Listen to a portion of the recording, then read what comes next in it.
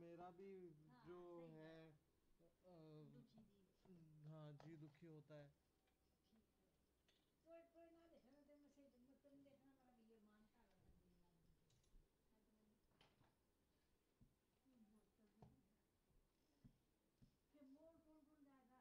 हम दोनों तीनों चलेंगे।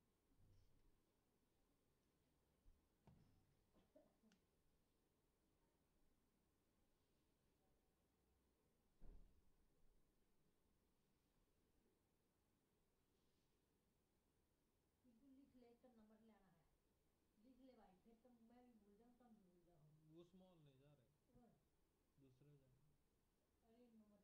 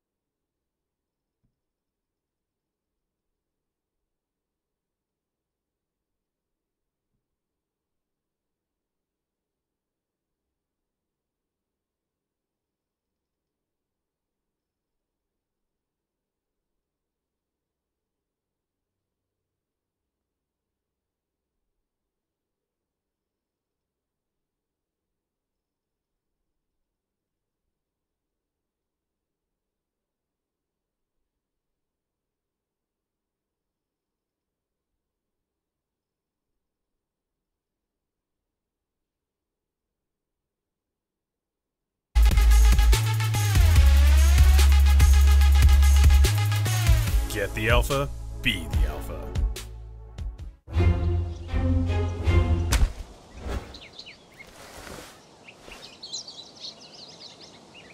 With the Strafe Esports app, follow your favorite teams and players, and you'll never miss a match again. Strafe, everything esports. Download now on iOS and Android. All right, welcome back. OG secure a win in Game 1 of this upper bracket best of 3, and topsy-turvy game. Looked like Vici Gaming had the control, but that Medusa got a little too fat, huh, boys? Yeah, I'll sum this game up. Whoever initiated pretty much won every single fight.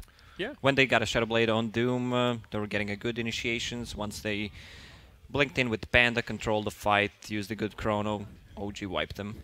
It's crazy the chronos No-Tail got with no...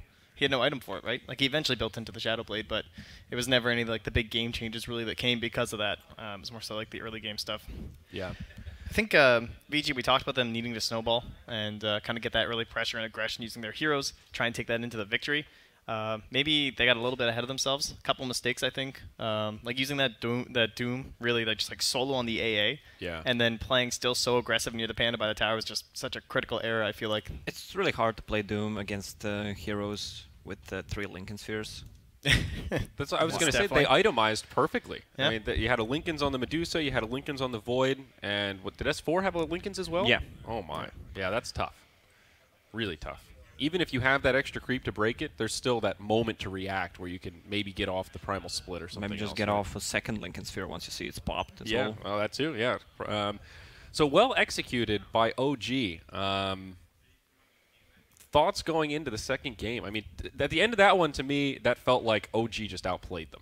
Right, like you said, Lacoste, it's all about initiation. They found the better initiations. They got more farm, and then the game just fell apart for Vici. Yeah, their lineup was more like late game oriented. They even lost the early game, but managed to come back with good chronos from No Tail. Yeah. Also, the Jarek's God on Earth Spirit shows why he's the best player on the hero. Yeah, and we do have some replays to take a look at that we're going to pull up in just a second here. But that game-winning fight, I mean, that is not only was it an amazing kick and magnetized to follow up, but just the positioning to know that, hey guys, they might try some kind of a sneaky wraparound. He breaks the smoke, completely intercepts the gank, and it wins them the game. I mean, it looked like they had the S4 Darkseer or something going on there because those heroes were vacuumed. There's very rare you're ever going to see a kick in a silence like that. And you could tell Vici was just not ready for that at all. I mean, they were completely clumped up. They thought, okay, we're going to get into the pit. This is it. And Jerax was just half a second ahead. Yeah, I think overall, again, we talked about it during the draft, but having those different initiators just made it so much easier. They had to fully rely on Doom. And yes, they got that one, hey, pick up a Shadow Blade, start the fight perfectly, get No Tail, and then instantly they got a shackle onto the Panda, and that fight looked beautiful. Yeah. And that's where they maybe had a second chance to try and snowball the game in their favor. But then the very next time, Sentry down. And they instantly caught the Doom, and then from there they just kept on rolling. Yeah. Also, Panda with Drunken Haze on OD with the missed chance. He does not steal Int, really not a... He needs a BKB desperately. Yeah, it's interesting now that you can actually build the MKB on OD now, and it kind of feels okay though. We'll probably see that a little bit more often now that you actually have like the attack speed going into it, something quite a bit better for the hero. Right. Maybe just need a KB, not BKB, MKB. Right. One of the KBs. Resolution only died once that game, 16-1-5. So even though OG had a kind of a rocky start, that Medusa still really got a lot of space. I mean, even when it was about zeroed out in net worth, Resolution was #1 on the chart by a huge margin. So that Dusa was always just pretty massive relative to everyone else. Yeah.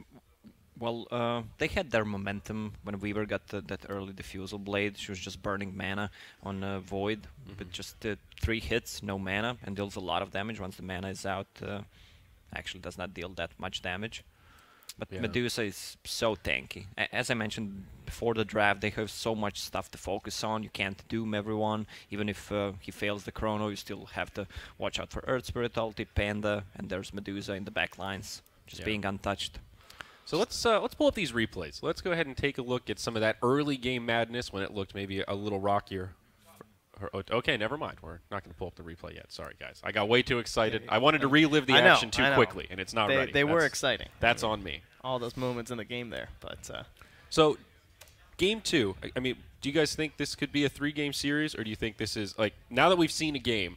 Does OG feel like the favorite, or was that more of an outdraft? Or something like that, you know, where are we at? I think they had a better pick overall, but the execution was also really good. Yeah. Really impressive. They had a safer strategy, but it's also one of these strategies that you could see it just not working at all, right? You miss a couple chronos. Again, he had no mobility item.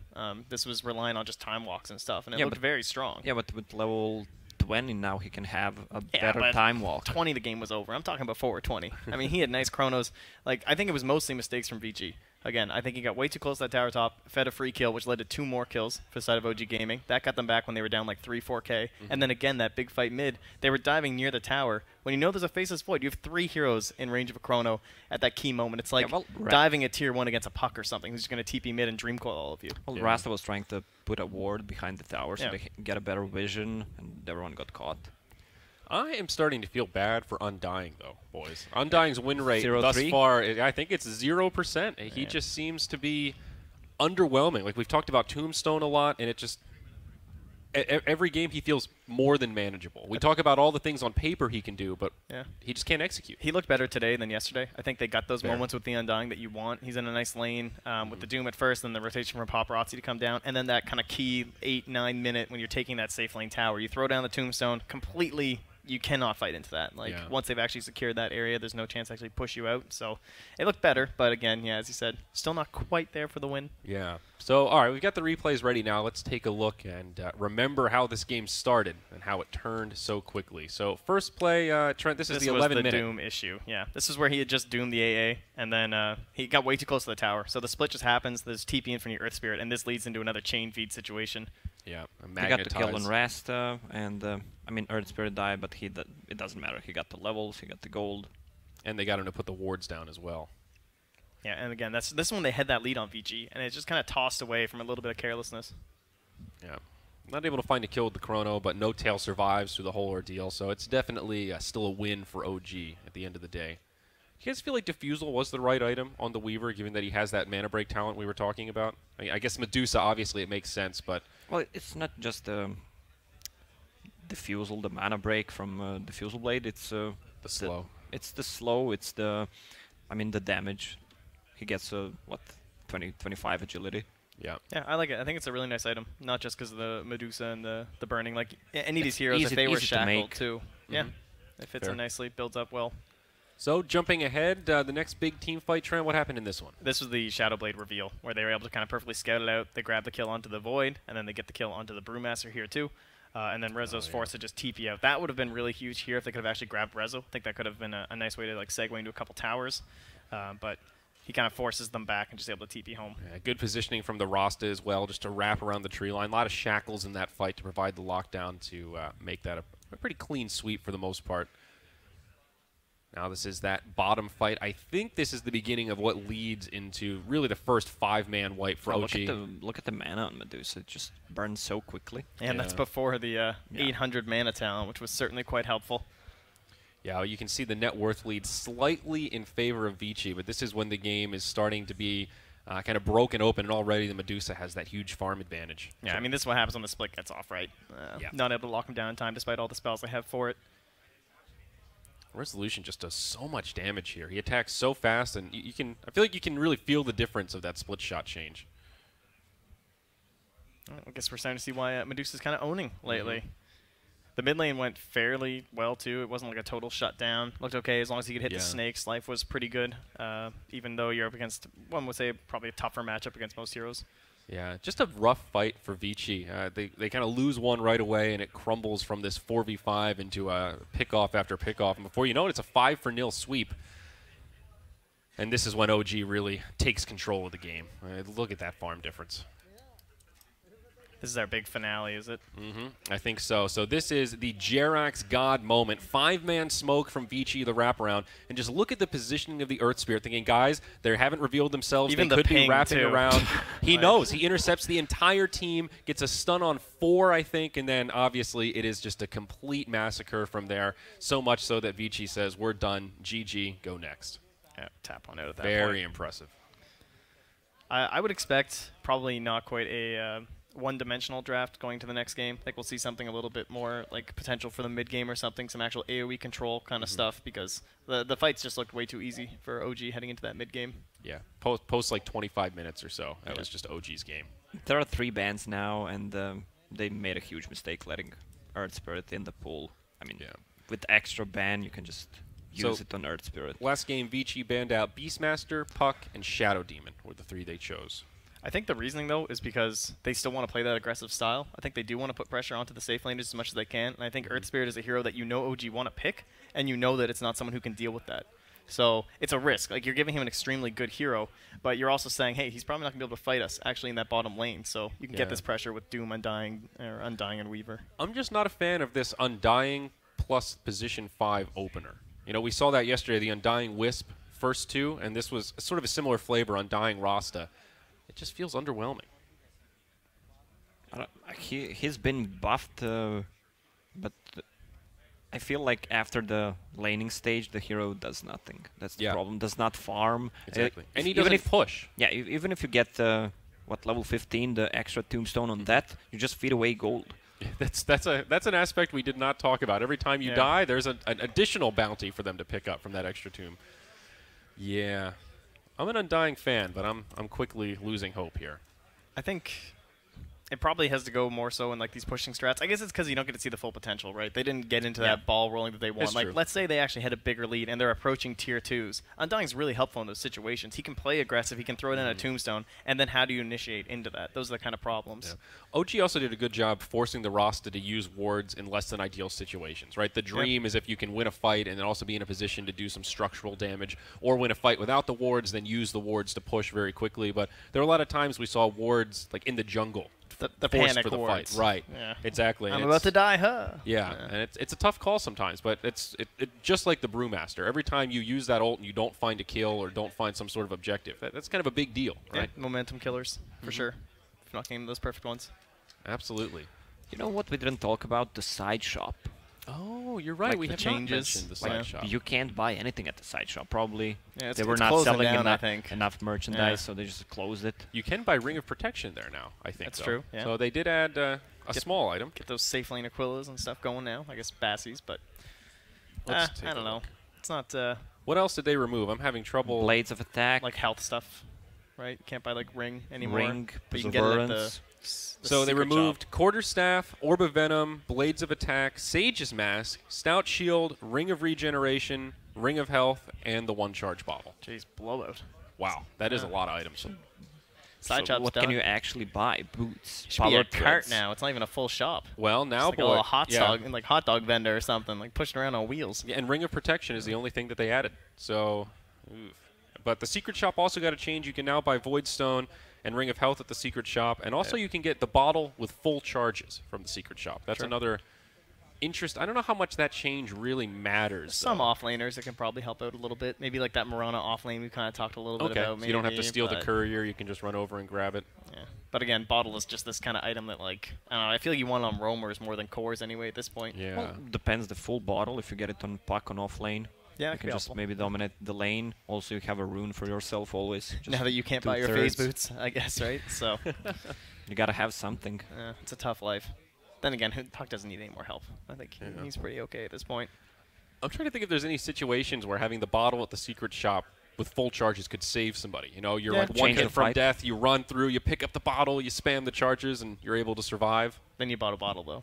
But then you bought a bottle. Which so is, I don't you know. might have been better off just dying and sacrificing the death gold instead of the 600. Dude, or where's your blink? 700 Man, for the I bought bottle, okay? Like, leave me alone, guys.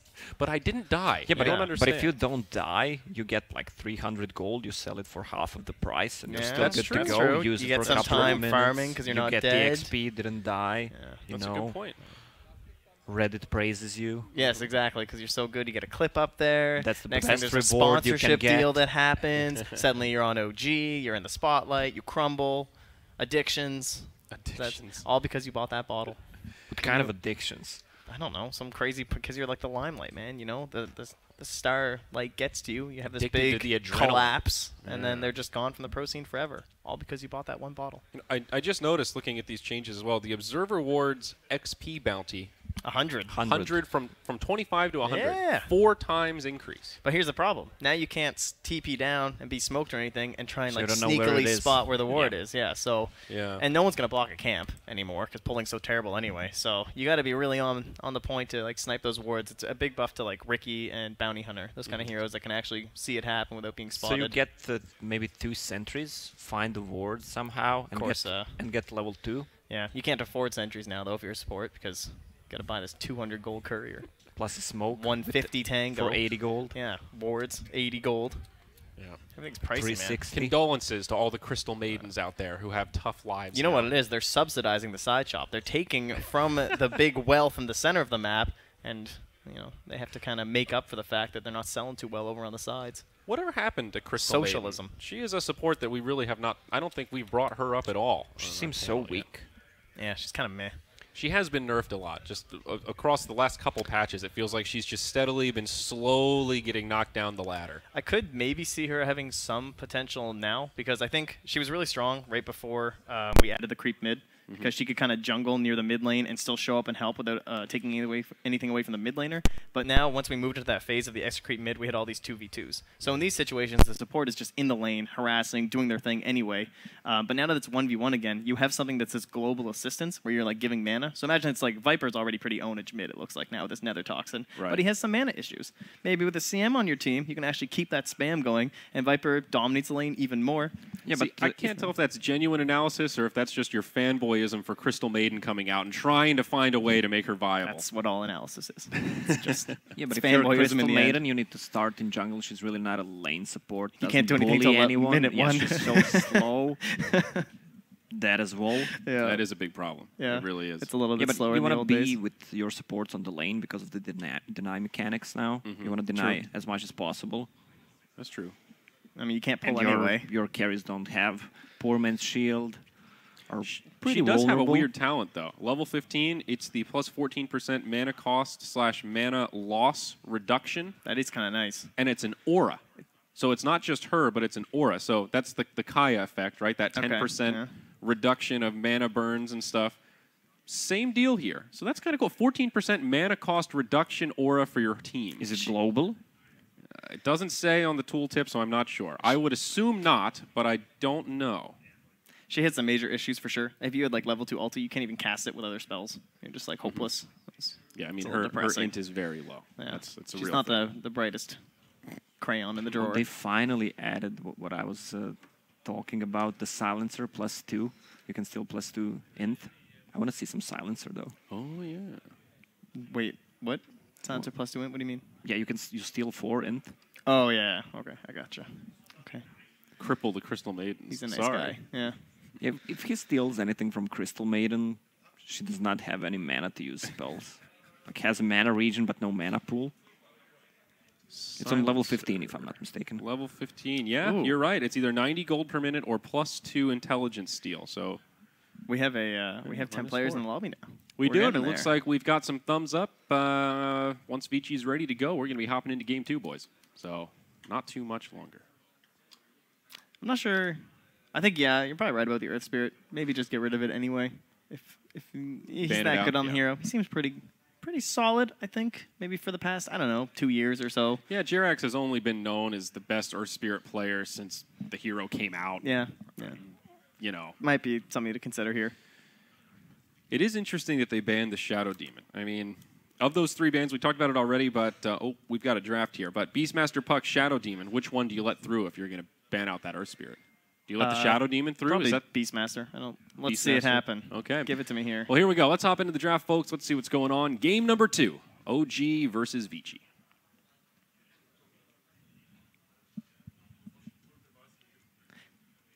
Almost. Ha-ha. Ah, there it is. There we are. The crazy thing about Beastmaster though is that once you do get up into like those higher levels, you like level 7 or something, you basically roar someone, you summon that new creep, and if you get like the net, you can just net them, keep the stun going after the roar. If you get the centaur, you can stomp them. Or worst scenario, you just get more damage from an alpha wolf to help your other creatures do a bunch of damage. So he's still in. Not happening. The creep has a duration of a boar, right? I'm I not sure. believe so. Probably. I don't think he's permanent. That would be a little ridiculous. Yeah, it's the same as the boar. We do have the Brewmaster removed, so definitely an iconic hero for them. S4 looking pretty strong on the hero as per usual, so I like seeing that removed too. Kind of talked about that being a potential ban in the last game. And Vici just going to make an adjustment here and take that out. And then for Vici Gaming, anything that was really successful for them that stood out. The Doom was kind of okay. It's still flexible as a 3 or a 4, so you could consider banning that. But they're just going to take care of the Venge. Not allow for any sort of early aggression here. And yeah, there he goes. So, Spirit. what were the other two? Puck and Shadow Demon. Shadow Demon. That's right. So I wonder, it must have been maybe a scrim result or something with the... I mean, Shadow Demon used to be kind of a hero for OG. Definitely a fly signature. So maybe they were saw him dabbling in the hero. yeah. Always that potential. What happened to Alchemist on this patch? I know we're talking about kind of classic OG heroes. Is Alchemist at all viable? They'll go first pick Viper. You guys ready for the CM Viper first phase? If that The happens, Trent special. the Trent special. I will concede to your analysis, sir. 10 Man, this Viper has been ridiculous. It feels like a very safe opener. You pretty much know what he's going to do, but it's just like, what is the counter? Welcome back to 1v1 mid, everybody. Yeah. Here's Viper. Enjoy it. Once And, again, they go they're back not for giving the up on Undying. I admire their tenacity. I'm not sure how well it's going to go for them. They have status resistance on losing. They're okay with it, you know? They go down, still going to pick Undying. Well done, Trent. Thank you. I tried. You know, you got to keep talking about these new patch things.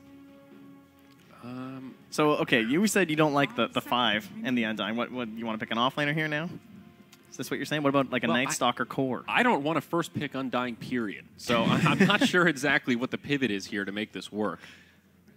I feel like you need to pair him with somebody that can push, right? That is this hero's problem. He's great in the early game. He's pretty okay in the mid game, but he doesn't close games out. So I think Undying with like the Dragon Knight is one we keep bringing up, but heroes like that can actually help use that momentum to get objectives and keep that pressure. What about Pugna? Now that you can decrep the Tombstone. Whoa. It only took years of bugging. Yeah, what was that? Finally. In the there game it before. Is. Now we just need to be able to soul rip the Pugna ward. But then we'll have come full circle. Oh my! All right, too much. I'm sorry. But I do like where your brain's at. I mean, the Tombstone decrep is cool, but having a hero like that can push, I think there's a lot of synergy there. A lot of healing as well. You know, Pugna saves his allies, as does Undying. I wonder if we'll see a Enchantress here for JRX 2 this game with the Earth Spirit being gone. I think that could be a big potential. Either that or the Night Stalker, I think, will be their next pick for OG. Especially if they have a like no vision hero or something here from VG Gaming. Could go back for that Venomancer if it makes into the next phase. That was kind of our answer to Night Stalker before. Spirit Breaker, one that we saw yesterday from Newbie. And, we haven't seen much today, but they're going to do the same exact opener. Back to the Rasta. Just took them 2 minutes of reserve time. Usually you pick 2 same heroes for the opener if you won the previous game. Yeah. But so what does that say? Maybe they're just stubborn. This is a classic Puppy style. If he thinks he can make it work, he'll make it work. Hey, well, they did ban the heroes, so Puppy would have left in the same heroes as last game, though. You know, there'd still be this Brewmaster. Just to prove Spirit. the point. Yeah, just half Puppy. Yeah. And, I mean, to be fair, everything I said about having a hero that can push, obviously Shadow Shaman does have some push, but maybe not always as reliable as some of those other heroes we talked about. But now Tusk, a new face here. I was close. It's an ice hero. At half points, maybe? I don't know. But very good JRX hero. We'll call it a moral victory. You can snowball people out of Shackle. Nice little save there. Very nice. This panel looks like an Igloo. Yeah, our white panel here. This is nice. We're all boxed in. Tusk did have some changes. He has a really awesome level 10 talent. 40% XP gain. That's the most. Or 90 gold per minute. But 40% is I think like a stupid amount. Yeah, he was starting to get picked more near the end of the patch, especially actually in China by VG Gaming. So definitely a hero they're very familiar with here. I think if he got picked a bit more, we probably would have lost that 40% XP because it is ridiculous. You level up very fast, which is nice because it's hard to decide between the Sigil or the Snowball. They both kind of scale. Like, Snowball doesn't scale that well, but you still want to up it because you use it so much. And the Sigil scales really well. You want to have Sigil. But, yeah, exactly. So it's kind of a tough call. I've seen both maxed early. I will say his level 25 talents, maybe a little underwhelming. 12% chance for Walrus Punch on auto attacks or minus 6 seconds Ice Shards cooldown. We were actually testing what 12% feels like. It's not a lot. No, it's pretty weak. It's really not a lot. lot. Attack, yeah. And also, if he can he use it like a double hit? Can he proc it? If you get really lucky. Yeah, you could just go bam, bam. Yeah. Wow. So, but it's, I mean, it's some pretty serious maybe luck. not. I don't think that's how it works. What do you mean? Like you can hit twice in a row. Yeah, but you can hit twice in a row, but you can't hit 2 criticals in 1 hit. Oh, I see what you're saying. Oh, correct. Yeah, no. Yes. I see what you're saying. You're right here. Well, we are going to lose our Pugna. The Bat Rider going to be removed here, too. It's a bit interesting. And now we'll see PL, an Ancient Apparition. Yeah, PL, we talked about fourth and fifth. The good hero against the Tombstone. And there she is. Didn't show up in the first game. That's the lineup I wanted in the previous game. Yeah. And a lot of push now. And the Monkey King. So we're still lacking on initiation, though, right? That's our big thing. There's the possibility they take the Void next, maybe. Again, we've talked about that combination and how common it is, but then they would be having like an offlaner for their final pick. I guess there's a potential that they send the Void in the offlane, so it's still a little bit of flexibility, but when you have that final pick, you really want to be able to throw in some sort of an answer. It's going to be very good against whatever OG brings up. Now we just need a fly hero here. Could Could it be the Dazzle Tusk, the old double save, Grave and Snowball? Winter Wyvern is still in the pool. It's really good against DPL. Dazzle's Shadow actually... Shaman as well. Oh, there Phoenix. it is. People have been waiting for the Fly Phoenix. I saw people even calling it out today, wanting it to come back. Now, maybe not necessarily. Could end up being an S4 Phoenix, to be honest, especially if you really want to get those levels, but more than likely They position changed 5. him a lot. This is the race to Void here. His talents are changed, and they're even better than before. Do you think, is it worth grabbing Void here as VG to make sure that OG doesn't get that age-old combo of the Phoenix Void? I mean, that's something that China still runs all the time now, too. You're right. Phoenix did have a lot of talent changes. He also has a 40% XP gain, but it's at level 15. Yeah, not quite early enough. Yeah. So smart. What you can do with, I mean, both Tusk and Phoenix, they need, they need a lot of XP. If the game is going well for Tusk, if you get to level 10 and do not purchase, you can actually purchase Tome of Knowledge and not use it until you're level 10. Yeah. And then just get to level 11. Don't think you can hold it till 15 on Phoenix, though. Maybe. Maybe it'll become a thing. The second one, maybe. This is the old 11 hero. Now young 11, of course. He's a reformed man, but very strong and works really well with that last Someone pick. mentioned yesterday how Magnus is so bad. His talents are awful. That might have been me. Yeah, I His think I talents- was talking shit about Magnus yesterday. Dude, his talents feel like garbage. I mean, he's still a good hero. He still does Magnus things, but everyone else has all these cool talents now, and his like 10 and 15 are just so boring. And it might be because when talents first came out, Magnus had broken talents. I mean, they were incredibly good, and they've slowly gotten worse and worse. And now this Yeah, it's feels true. like I think the thing that compounds it is having the status resistance also, because that's a big part of Magnus is the RP, and heroes like Centaur just really don't care about that. That's a so very much good anymore. point. Yeah, he is going to be throwing off and shedding off any of these stuns here. His strength gets ridiculous. You can build up like 25% kind of deal, and then maybe even with the Eon Disc on top. Things look pretty good. What do you think Vici want for this final pick? I mean, PA is that one that comes to mind. I think of course, Troll, with the Empower. because you're up against Phoenix. Troll. Because you have the ulti to like pump everyone's attack speed. Jug is another big one. Yeah. Still, Monkey King is good with the Echo Saber build. Does not need to go for Battle Fury. He still can go with the double hit. Can easily kill the egg. Yeah, they're actually in a really safe spot now because they can just pick Also, Troll melee or hero against Centaur on and off lane. Really easy. You can actually 1 versus 1. whoever doesn't get banned here, I'm sure will just be the pick, honestly, between Troll and Jug. I think Jug's probably the safest one. Helps with their early game push that they want to do anyway, so that's probably the one I would remove if I was OG. Yeah, but with the Troll, only Troll benefits from his ult, and all others are pretty shitty. That's true. That's true. With the Troll ult. It still helps with the Phoenix, though. The Jug is pretty scary, just adding that extra healing into the mix. You've already got the Undying to help keep the DP alive. I do like the Terrorblade ban. Sunder, pretty effective against Death Prophet if timed properly. Oh, do you have to figure out their final pick here? Pretty safe to say it's going to be some sort of a safe laner here. I wonder if this will be a game where like No Tail takes the Viper. I wonder if that's something that they'll be considering, kind of like how Matumba Man plays it, how it's one of those heroes that maybe you want to give the flashier stuff in the safe lane, like the AM, for example, that they've banned out themselves. But those style kind of heroes that we see, like Miracle play, for example, kind of feels like the same sort of caliber that Resolution likes to go for. Mm-hmm. Very much so. 10 seconds remaining. Well, plenty of time for OG to think about this one. If I'm looking at their draft, I'm considering how my Centaur is going to do, maybe before Blink or with his Blink Dagger. Right now, if he goes in, he has basically that big burst that he has, but who can follow up? Currently from range, they have like a Sunray or something, but when Centaur was being picked more commonly, it was with the Invoker. And it was super strong, right? It was a great way to actually accelerate Centaur because he would get his Blink Dagger and he'd just run around the map, stomping, double edging, and sun striking, and getting kills all over the place. He doesn't really have a friend like that this game, so he probably wants to enable someone to initiate in. Could be like a Lifestealer, perhaps, if they wanted to do that. Yeah, Lifestealer could be pretty good here. Pairs very nicely with the Centaur, of course. The Phoenix, too. You can do some dive infests, really.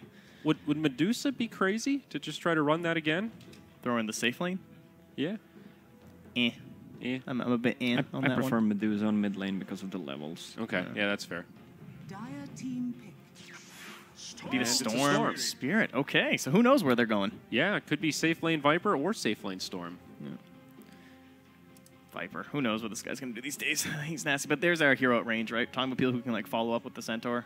This is good. It's not global Sunstrike, but he can hop in there from range, and then he can kind of be bailed out by someone like this Phoenix. He also doesn't get disrupted by anything like the Ice Shard, so no risk of Jerax creating some walls for you here. And overall, the control, it's strong in the Shadow Shaman, but the heroes are so poor in position 5 these days, he's never going to get a Hex. It's just not going to happen. Or sorry, he's not going to get a Blink, to help with the Hexing and being able to grab Rezo. Maybe eventually, but it's certainly not in an early part of the game where it feels like you're just going to lose because of it. And yeah, classic Paparazzi here, and it just synergizes way too well. These heroes. Really good with the Empower, having that extra heal from the Healing Ward, and of course he can go Magic Immune to get rid of those pesky Fiery Spirits to focus on the Egg. So a lot of reasons to pick Jug here. I do like the AM ban that they went for instead, though. I think that was really smart. Obviously, they picked the Storm Spirit, and the hero just feels completely ridiculous right now with all of his magic resistance. Yeah. Well, what do you think, boys? I think this is a better draft for Vici, but I still like this OG draft. I think they've got a lot of control. I don't like Vici's draft because only thing they have is Magnus. Yeah, same. Again, to start a fight with. It's one of the worst heroes to try and if set they fights fail, with. unlike the other game, they had Void, they had Medusa behind some other stuff, Earth Spirit, Panda to control the fight. They don't have it this time. So I'll go with OG. Yeah, I wish this Undying was like a Spirit Breaker. You know, one of these heroes that can actually create this chaos and start fights that allow someone like Magnus, or Earthshaker was another notorious one when he was being played in the offlane. Like, you need someone to help, someone who does something at the beginning of the fight besides just a Magnus. It's so hard to find a 2-man RP without anyone else creating chaos first. So yeah. I'm going to have to agree that I do like the OG draft here again. I like to think of Magnus as a counter-initiator more than just that raw initiator in the ideal world. Right? VG's draft is definitely way better than last game, though, so still a chance. All right, well, let's see. Will it be 2-0 or will it go to 3 games? We're about to figure it out. Game 2 of OG versus Vici starts now. All right, thanks, guys. We are here into the second game.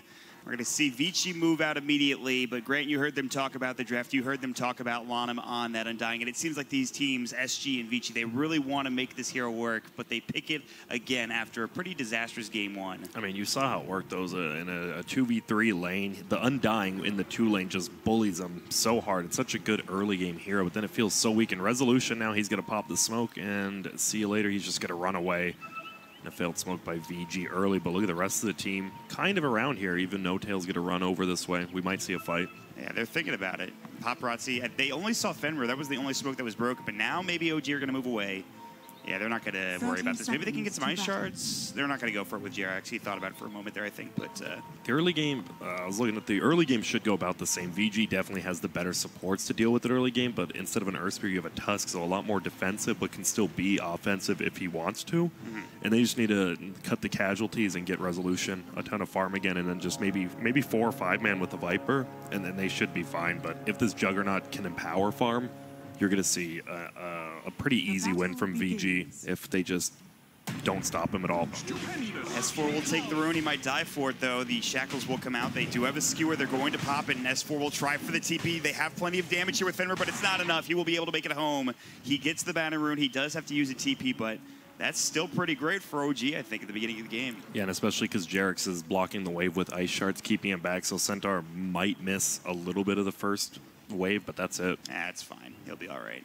But I mean, you talked about resolution getting farmed though, and that is something they can't really let happen again because he just got so much in that last game. It was insane how farmed he was. Of course, a lot of space being made there for his team. That's the problem. Undying's really good against, like, they're just bullying No Tail again. It's really good in that one lane, but an Undying can't really just run middle and get a kill, especially Resolution went Wand first. You come over and spam Decay. It actually just helps Storm Spirit in the super early game. And I don't even think this is that bad for the Viper because you can get Corrosive Skin, you'll be a bit tankier later on down the line, and you can, of course, just get last hits from range. So I think this is a bit better for No Tail, perhaps, than it was last game when he was on the Faceless Void. Yep, and they do put 11 actually in the safe lane this time to try to get him a little bit more farm, but dual melee versus single melee, obviously, you're always going to be in a little better advantage in 2v1 lane. Yeah, exactly, and they want to get S4 some farm, and JRX will help out. He'll probably rotate at some point in the near future, but the Blade Fury down bottom, No Tail, I spoke too soon. He's in trouble. He will Fairy Fire, will not be enough to get, of course, him self-saved, and he will go down. Another Decay to follow up on to Fly, so that'll be first blood going the way of Vici, and they need that in this aggressive tri lane to make it work. Yep, that's it. All that they can just keep diving. Obviously, Undying so good in the early game, taking off HP, just tanking the tower with that stolen HP. That's all he really needs to do, and now it's just a 1v1 middle lane DP against Storm Spirit, and you'll see Ori probably going to spam out some Crypt Swarms and just build a Spirit Siphon, push him out of lane. Well, for now, though, he has 4 denies in resolution, and you talked about it yesterday, how important the denies are here in this skill-based mid matchup. So Could be big for Rezo. It's just, you have such a better attack animation, Storm versus DP. DP's animation is still so bad. Yeah. But when you get the Crypt Swarm levels, maybe things get easier for Ori. But for now, level 2 Spirit Siphon, trying to get some last hits. He will get one with that Crypt Swarm. They rotate no-tail top, by the way. So that one kill, he says, enough, I'll just go top lane, get plenty of farm. And Sardar already pressuring on 11 here. He throws up another Toxin. This will help also get some last hits too. And now bottom lane, it looks like they're just going to leave Paparazzi here alone for now as they rotate mid. Lanham's running in, but again, there's no disables here, and Ori's not even in range for the Spirit Siphon, so Rezo's fine. Plus, he has a salve, a couple of tower hits on Lanham. Maybe they can get the Ice Shards. They have a Snowball. Not sure if they're going to go for it. Ori also taking damage. Now the Spirit Siphon comes in. Perhaps Rezo's too far up. They have Crypt Swarm, but he is going to salve, and he'll be fine. So, at the end of the day, Lanham just walks mid, can't really do anything. And like you said, like Trent said, I think during the panel, if it was like a Spear Breaker instead, like that would have probably been a for sure kill there. But unfortunately, Undying, he's a good lane bully, but not a good roaming one. Yeah, exactly. He's missing out on experience. So too is Jerax, but top lane, they're going to make a go here. They've got the Shockwave. No-tail might die again. Good skewer back. He does have a salve and wand charges, but he's in a lot of trouble. Still slowed up. And he might be able to get the deny off. No, not in time. 11 gets the last auto attack, and that'll do it for Vici. Yep, and somehow, man, Jerax is level 3 after all this, and he's just been kind of moving around after top lane. They want to get a kill. It's so hard to get a kill in the Juggernaut, especially with like a Phoenix and a Tusk. It's almost impossible to lock him down, but middle. Yeah, they're going to find Rezo here. Maybe they can get the kill this time. He does have wand charges. The Soul Rip will come out, and one more auto attack. Lanham at 8 strength stolen. That's enough to help secure the kill. So now, Vici Gaming again, they're getting off to perhaps a quick start, but still, OG still not in a bad position yet. Yeah, but Fiji, I mean, this is how you have to be with an Undying as well as a Shadow Shaman. You just roam around, get those early kills, try to push towers with an early Shadow Shaman 6. Yeah, and they didn't do that too much. The Shadow Shaman didn't feel like he had that much of an impact pushing-wise. Good kills, but you want to push after that as well. I think it's going to be different this game because you have a Death Prophet, you have the Exorcism to work with, and the threat of an RP2 once you get a Blank Dagger for your Magnus. So maybe pushing will be easier this game for Vici, I would assume, but you never know. Yeah. They should be able to pressure 2 lanes at once. That's the whole thing. Like Shadow Shaman, you don't really want him pushing with you in the early game. But top lane, No-Tail goes down again, and he's just getting eaten alive by Fenrir. Yeah, that is not a good start for No-Tail. I think that's 3 deaths for him. A bit rough. He has boots. He's level 3 now, so he's pretty much the same as some of his supports at this point. So No-Tail having a tough time. But Resolution, again, he's still farming well. He's up to 24 last hits. Yes, he's died once, but you need to look out for him. Meanwhile, bottom S4 getting caught. The Blade Fury coming in. Paparazzi looking to spin him down. The Soul Rip is there. They have these spirits or the fire spirits coming in. That should be enough to keep him alive. Plus the salve from S4. And Lanham now taking a lot of damage. There's the Icarus dive coming back around his fly. No Sunrise skilled up. S4 looking for a stomp. He's got actually double edge. Stomp back in 1. Paparazzi's too speedy. Didn't have the Blade Fury, but S4 just couldn't quite catch up to him. And the Soul Rip comes out. So he's still pretty healthy and ready to go, but he will back himself away after trying to go for that kill on S4. You saw S4, he might have been able to push up and maybe get a kill there, but he's so nervous. He's missing 12 strength from all the decay. It's just so hard to fight like that. Yeah. Lanham is forced back, so no more decay spam for now. And they will set up on mid for Fenrir, but I think he was spotted by this Observer Ward on the other side. He is now for sure. This is the problem with a Viper. Like with a Void, even if you're under farmed, you have that Chrono to help impact. As a Viper, if you don't have any farm, I mean, that hero just feels so bad. So they definitely need to secure him a little bit of farm, but Paparazzi and LAN just going to be all over him right now. I think he's about to die again if he's not careful. There's a Fenrir, or excuse me, Lanham is sitting down here. I think he might rotate Fenrir. He's going to back away. No-Tail just needs to be played carefully here. He needs also some backup too. Jerax was looking to get the bounty, but Lanham will take it from him. Ooh, and such a good rune for Resolution. He gets the haste rune before the DP can, and that almost guarantees he'll never get killed, and he has level 6. Yep. So does he make something happen, or does he just continue to farm in the jungle now for Rezo? You just have to farm as Resolution. He's going for that. The new Soul Ring gives you a little extra HP too, which is nice. Yeah, so he'll get some extra mana to work with, extra potential here as Ori now has no mana left. Jerax coming in, the Ice Shards, the ball lighting. They're going to make something happen mid. They get the roll into the Icarus dive. The Sun Raid's a lot of damage. They have the Spirit Siphon still coming in. He's solo. Final will drop down. Lanham's not there in time. He'll take some damage as well, but they will take down the Death Prophet. They rotate 3 heroes. They almost didn't get the kill. He had more Spirit Siphons to work with, but they get it done nonetheless. Yeah, it's almost the exact same start. It was 1-4 for OG last game, and they got that 1 kill on the middle here, and it just felt like it did so much. No-Tail even level 5 now. actually beating out the Juggernaut in levels, which is a huge thing because it felt like he's been just getting no experience anywhere, but he really is. The good news for Vici for the Magnus is he's top in the CS right now. I believe also top of the net worth, in fact, by a wide margin. He actually has already got his Arcanes. He's got Raindrops and he's working on his Blink Dagger. So far, so good for this Magnus. When you talked about him getting involved and him getting a lot of farm early, it looks like that's happening here. Yeah, and like a Doom, I mean, you just want to abuse your big cooldown on your level 6, get a bunch of kills with it if you can, and push into towers. See if he can't find something. He hasn't scaled up ARP yet, which of course makes sense. They're not really fighting at this point. No-Tail will rotate back home. They have some heroes bottom setting up looking for a kill there, but they won't find it. And JRX will walk top, level 8-11. So Ice Shards will come in. They have Snowball as well. Tusk needs to be careful. 11 will just skewer himself out. Didn't want to get caught in that and get pushed under the tower for now. Yeah, S4, he has his ulti now. They have so much escape, right? You have the Snowball save, and then you have the ulti from S4 that can help out, as well as just the egg zoning him out.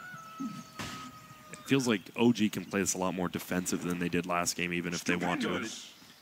And just get resolutions and farm, get him in the game, ready to go. He's still doing pretty well. Third in the net worth. Surprisingly enough, the Death Prophet's doing really well. Second in net worth, 3,100, 600 behind that of the Magnus. And bottom lane, it looks like there may be some action here in the near future if OG is not careful. Vici have 4 heroes down bottom. It looks like they thought about making something happen with Exorcism with Death Prophet, but he's just going to walk away and head back mid instead. Yep, and I love this. They know there's a bunch of heroes down here, so No-Tail just throws out the level 3 Nether Toxin, pushes the wave out. That's pretty insane. It's like a 5-second cooldown, too. My God. This ability's pretty good, actually. Yep. VG, though, they're fine. They're up 2k gold, a lot of it on the Magnetar, like you said. And they just need to start pushing towers with Ori. He already skilled his ultimate. Yeah, they should get something going here in the next couple of moments. They don't have level 6 yet for Shadow Shaman. In fact, he's almost 5. They would like to have Serpent Wards to help get like 2 towers pushed at once, but as of right now, he's leeching experience bottom with Paparazzi nearby. Here we go. I like this smoke gank here. They show 2 bottom because I think they expect OG has a ward in lane. They don't. But they do this smoke to try to go all the way around, and they should be able to at least pick off 1 kill here. They're already going on No-Tail. He's going to get hexed up. They have a lot of heroes coming in as well. No-Tail should fall, but the Stampede keeping him alive. The Salve will come through. The Icarus dive. Are they all going to get out? No-Tail, he's got a TP scroll, trying to work his way through. Pops the Nether Toxin. There are 4 heroes here. He'll look for the TP out. He will make it away. There's no way they can stop it. They'll rotate all 5 heroes bottom. And yes, they might get this tower, but they cannot get a kill. They got Phoenix at the very beginning, but still they're going to lose out in middle lane, taking so much damage as well as top, so they have to use Glyph to secure both. And they're only going to be able to push this tier 1 really slowly bottom. JRX is already doing a pretty good job with these Ice Shards, but with the healing ward up, might dissuade them from really doing anything here.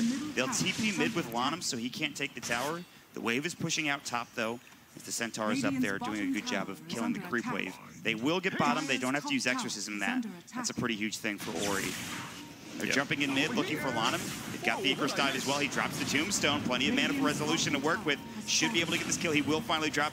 And they won't go for the Tombstone. It's time to just leave. Fly trying to go for the TP. Might be able to make it away. The Crypt Swarm, not enough damage. The Tombstone zombies can't do it as well. And Rezo working on this tower, now walking up onto Ori. Needs to be careful. The Spirit Siphon coming out. He's got wand charges.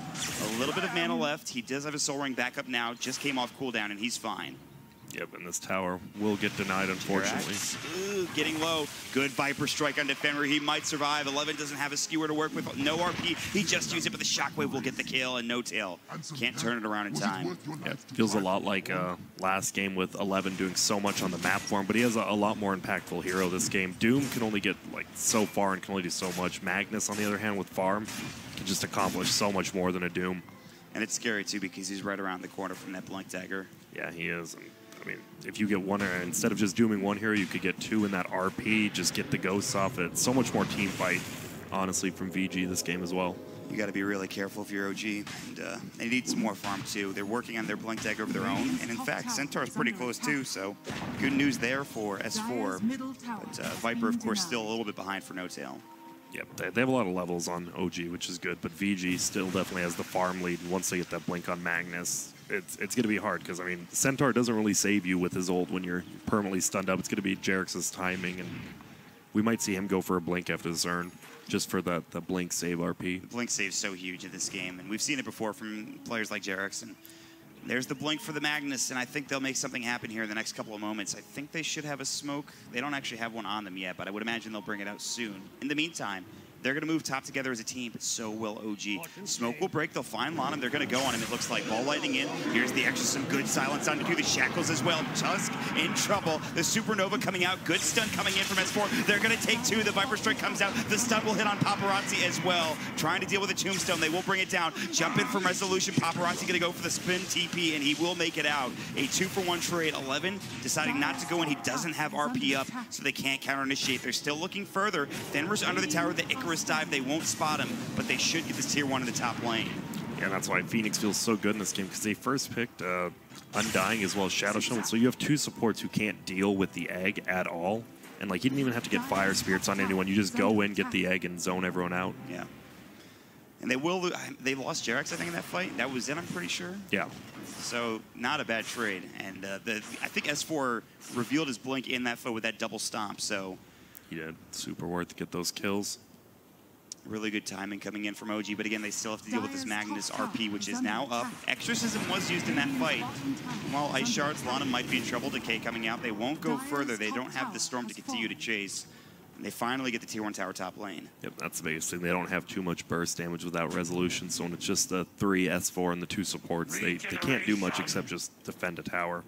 And even bottom lane, we're going to start seeing the Empower farming on Paparazzi kick in, and during the major, we saw a lot of that. Just Empower the Jug, come back from a 15k deficit and win, and they're up right now. They're just going to go farther up if he keeps that up. Yeah, I mean, now with the Serpent Wards too, they're going to take more towers. They should be able to get a lot more map control here for VG in the next few minutes. They're already pushing in this bottom lane, trying to get to the tier 2. And we'll see if they drop wards here. They're thinking about it, and it looks like they will. And there it goes. So now already this tower in trouble here in the bottom lane. They will pop Glyph, but we'll see if they can trade here for OG. Yeah, but no level 10, man. He rotated lanes 3 times and still able to pick up level 10. Feels so good. But they will lose that tier 2 bottom, unfortunately, which is rough. They lose control to their own jungle, which means Juggernaut can just farm even more. Maybe but wait, backdoor protection. Yeah, backdoor protection's kicking in. The stomp comes out. They'll find one as Fenrir dropped down, and they'll clear out these Serpent Wards. Maybe get a deny as well. It's going to be close. And they do get the deny off by Tusk, getting it done. Nicely done coming out. And Resolution made some space top 2. They started going out of hero, and he's able to back himself up with the ball of lightning and get out of trouble. Yep, that's extremely good. They do still lose the towers, so at least VG can take control of this jungle. You see they already have a ward down, but limiting the amount of gold they get is very good. All right, so you've got the Eul Scepter now on the Death Prophet. You've taken a few towers. Exorcism is back up. RP is up. Do VG need to make a move here in the next few minutes? Well, actually, hold that thought. They're going to get moved on as Lanham's going to get stomped up and brought down. Resolution balls in, but he's not even needed as they blow him away with Fly. Yeah, wow, just really good movements on the map from OG again. VG gets those early kills, but already you just feel the not impact of an Undying. They're trying to make this hero work. Meanwhile, bottom, no tail. Viper Strike, he is in trouble. Spirit Siphon. The Skewer will miss. They have the Stampede, but there's the Eul Scepter, which will stop him in his tracks. He'll try to fight. More Spirit Siphons coming out. No tail. He does have the heal from the talent, the level 10 spell lifesteal. It's not enough. He'll continue to drop it down. He's alive somehow. Crypt Swarm, though, will take him down in the meantime, or he just snipes him at the end of it. Very close, but Stampede not able to save him this time. Yeah, that 8% healing him so much. 8% seems like so little, but keeps him alive. Yeah, just barely. Fortunately, he does die, and that's the problem with Viper. You don't have an escape mechanism. You still want to farm up as much as you can because you don't have a flash farm escape mechanism. You just right-click creeps. Fortunately, push too far out. Yeah, he's a little behind. He does I think he just finished his Veil. Yeah, there it is. It's done. He's got it on him right now, which is an interesting item just when you think about it from a Viper, right? That's not something you would have seen last patch. Yeah, we saw it come out yesterday a lot on Liquid as well, and I mean, it's very good with Phoenix because Phoenix isn't going to be able to farm it up, so yeah. You have it now for yourself as well as for the Phoenix. I wonder if that was his first item choice. Would he have gone that if he was ahead? You know what I mean? I think so. I think we just saw last game. I mean, the Nether Toxin is actually so good. Yeah. 50 damage a second. It's pretty insane, actually. Yeah, I definitely think we'll see at least a cooldown nerf onto it later. 5 seconds is a little low. It's crazily low, yeah, you're right. I mean, he's just able to spam out these waves in fights as well. It's pretty rough. So for now, he'll continue to farm. He keeps these waves pushed out pretty quickly. And, well, VG Gaming, they have a slight advantage, just 1K. Again, we saw last game they had a slight advantage. They pretty much won the early game, but when it got to that mid to late game situation, Resolution got farmed, and it looks like that might happen again here for OG. Rezo, he is just trying to farm up that Bloodstone. Oh! Yeah. Change with the Perseverance. He's almost there. He has Arcane, so he just needs the Vitality booster, and then he'll be ready to go. It's about 200 gold away. But they do have to be nervous, so Juggernaut is about to hit level 12, has a Yasha. He's going to have that full Manta plus Empower, so he has plenty of damage. They just... They need to try stopping this Juggernaut's farm by either invading the jungle, but you see, look at those, the Sentry Wards by Dire, just making sure they have vision of their own side. There's no vision there for OG. They have one kind of shallow into the jungle up in this area, but that's pretty much it. I don't know if they have any other vision. They have their own jungle warded up pretty well, but that's about it. But OG will make a smoke play here for now. They'll move together with 3. Resolution just picks up his Bloodstone as well, but can they find anything? They're going to sit Resolution top, he'll push, and it looks like they're going to sit behind him and try to make something happen here. Yeah, meanwhile, on the other side, just Empower farming Juggernaut. He gets to level 12 now. They're going to try to do the smoke gank of their own. Yeah. They only have vision onto the Viper because they had that middle ward, but now he's running top. Oh, he's going back around. He might run straight into him. Yeah, this could be a problem. He's going to try to farm this sub. I think No Tail is in trouble here. He's actually moving kind of far away. Here comes the Magnus looking to jump in. And I think they're going to find No Tail here. With a Shadow Blade. The Skewer back, it will find it, and the Omni Slash comes through, and they're going to blow No Tail away. They drop him quickly, and the Serpent Ward's at the Tier 1 tower on top of it. In the meantime, Resolution continues to split push top and try to work on that tower. S4's coming back in. They have a couple of heroes rotating, but this Tier 1 should fall in the mid lane for Vici. Yep, that's a smart play. I mean, they're like, oh, why would Juggernaut just use his ultimate so people can't TP in? I mean, they know they have a Tusk, they know they have a Phoenix, plenty of save. Just blow them up as quickly as you can. Yeah. So Viper again dies, but still making space for Resolution. They will lose their Tier 1 tower to 3K lead now for Vici Gaming. What other items are being built besides like the Veil that we just saw? We have the Shadow Blade from 11. I think he had it in that fight. He's had it. Oh, here we go. They're top making lane. it go on top lane here. Stomp comes out, good Blade Fury just in time. S4 now has to work on Lana. He's in trouble. The Shackles will come through. Here's the Icarus dive as well. The Supernova, it's right in the middle of everything. Now the Ball Lightning, he'll stay alive. The Supernova, it doesn't get off. It was so close. And now the RP turnaround 3 onto 3. They're going to get caught, and they have a double kill already for 11. The deny comes in from Resolution, and a killing spree taken away from S4. 4 will go down. Vici Gaming with a perfect counter initiation there. Yeah, but that's what they were talking about on the panel. The Magnus isn't the best initiation, but perfect counter initiation. Hits on 3 of them, and they just clean up that fight so easily. If that egg got off, could have been a different thing, but nice aiming by the Dire side. Fly went right in. The rest of his team was behind waiting to go, but they just needed 1 more second there, and perhaps that egg gets off. Yeah, I think Fly thought he hit the Juggernaut with a Spirit, but unfortunately he didn't, and the Juggernaut's the highest attack speed, just ate that egg alive. So what was a like 3K advantage now jumps up to about 5 to 6K. And Resolution, he just got that Bloodstone. He had to use his deny. Now down to 9 charges, now working on an Orchid. And Resolution, like it's skewered back, 11, just missing. So we'll see if they back up here or if Vici continue on.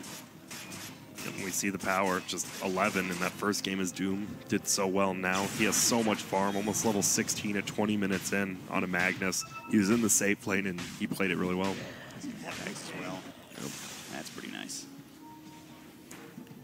Well, for now, we'll see what moves OG decide to make. No Tail still trying to catch back up. Resolution, we just talked about him. And they didn't even use Exorcism in the fight, which is the crazy thing, right? And he's going to have BKB soon as well in the Death Prophet, so they could start getting perhaps a bit more aggressive here for Vici. You're going to be extremely hard to take him down with that new Nether Toxin on Viper. He doesn't do that much damage to anyone who has Magic Immunity, though. That's one big change. And now Paparazzi is just going to farm so quickly with Empower. Yeah, he's going to work on his Diffusal Blade. Manta already did, like you mentioned, level 14 now. And maybe OG congregating together thinking about smoking. They have one on Jerax, so we'll see what moves they make here as Resolution puts farm bottom. I mean, it's nice having your Storm farm, but unfortunately when that BKB does come up on the Death Prophet, they will have absolutely nothing to deal with it at all. And that's why it's such a good item choice. Don't see much second item BKB on Death Prophet. No, not usually. But it'll work out pretty well, I have a feeling. He's going to be pretty tanky, pretty tough to deal with because of the Yules as well. And they got to figure out a way to deal with him, not only him, but the Jug and the Magnus as well. And we see OG grouping up. And that's what they have to do. They have to group up and they have to get kills because this Juggernaut's always going to find farm as well as his Death Prop. And, I mean, even Magnus, he can just farm by himself right now. Yeah, they're feeling pretty confident. Vici, RP is up again. They've got every single ultimate. In fact, both teams have all ultimates ready to go. OG trying to split up the map, split push as best as possible. Resolution doing a good job of that all over the map, working on his orchid, getting very close, in fact. Only needs one more Oblivion Staff in the recipe. But there's that Diffusal Blade, so now the Jug is going to do some serious damage, and like you mentioned, he already farms pretty quickly. Yep, now he can farm heroes just as quickly. They're going to try to push in top. VG knows something's up. They're like, there's no way this guy would be pushing top alone. They are sitting together. Vici will make the move. They're going to head in two different directions. It looks like they'll just go straight towards Roach for now, or over in that vicinity anyway. And OG are sitting in a pretty defensive position here themselves, kind of on the high ground. Jarex can spot a couple of heroes out if they walk close. Yep, they're sitting right on those sentry wards like we saw last game when they had the sentry wards down. But look at this, they're just going to go for an extremely quick Roshan. Yeah, they pop the exorcism for it too. This is going to fall immensely fast. They even pop the Flesh Golem. Yep, it's smart. Just use all your cooldowns. You don't need to fight after you take this Roshan. I mean, you have the better late game. They want to go for a steal. The snowball coming in. It might be in the perfect time. Jarex snatches it perfectly done, but this is still a rough fight. They're all so low. 3 dead. While it was a great steal, it's not going to be enough. Lonham's getting low. Jarex is going to be done. They skewer him back in. It's going to be all 5 dead from OG. And as good as that was, as cool as that was from Jarex, that is every single hero down from OG. But as OG, you have to go for that. You know you don't have the late game secured. They're already to like the 25-minute mark, and this Juggernaut's just been free farming all game. And it was a good choice to go in, but unfortunately they might have been too far behind already. Yeah. VG just played their heroes perfectly this game, especially Young 11 again.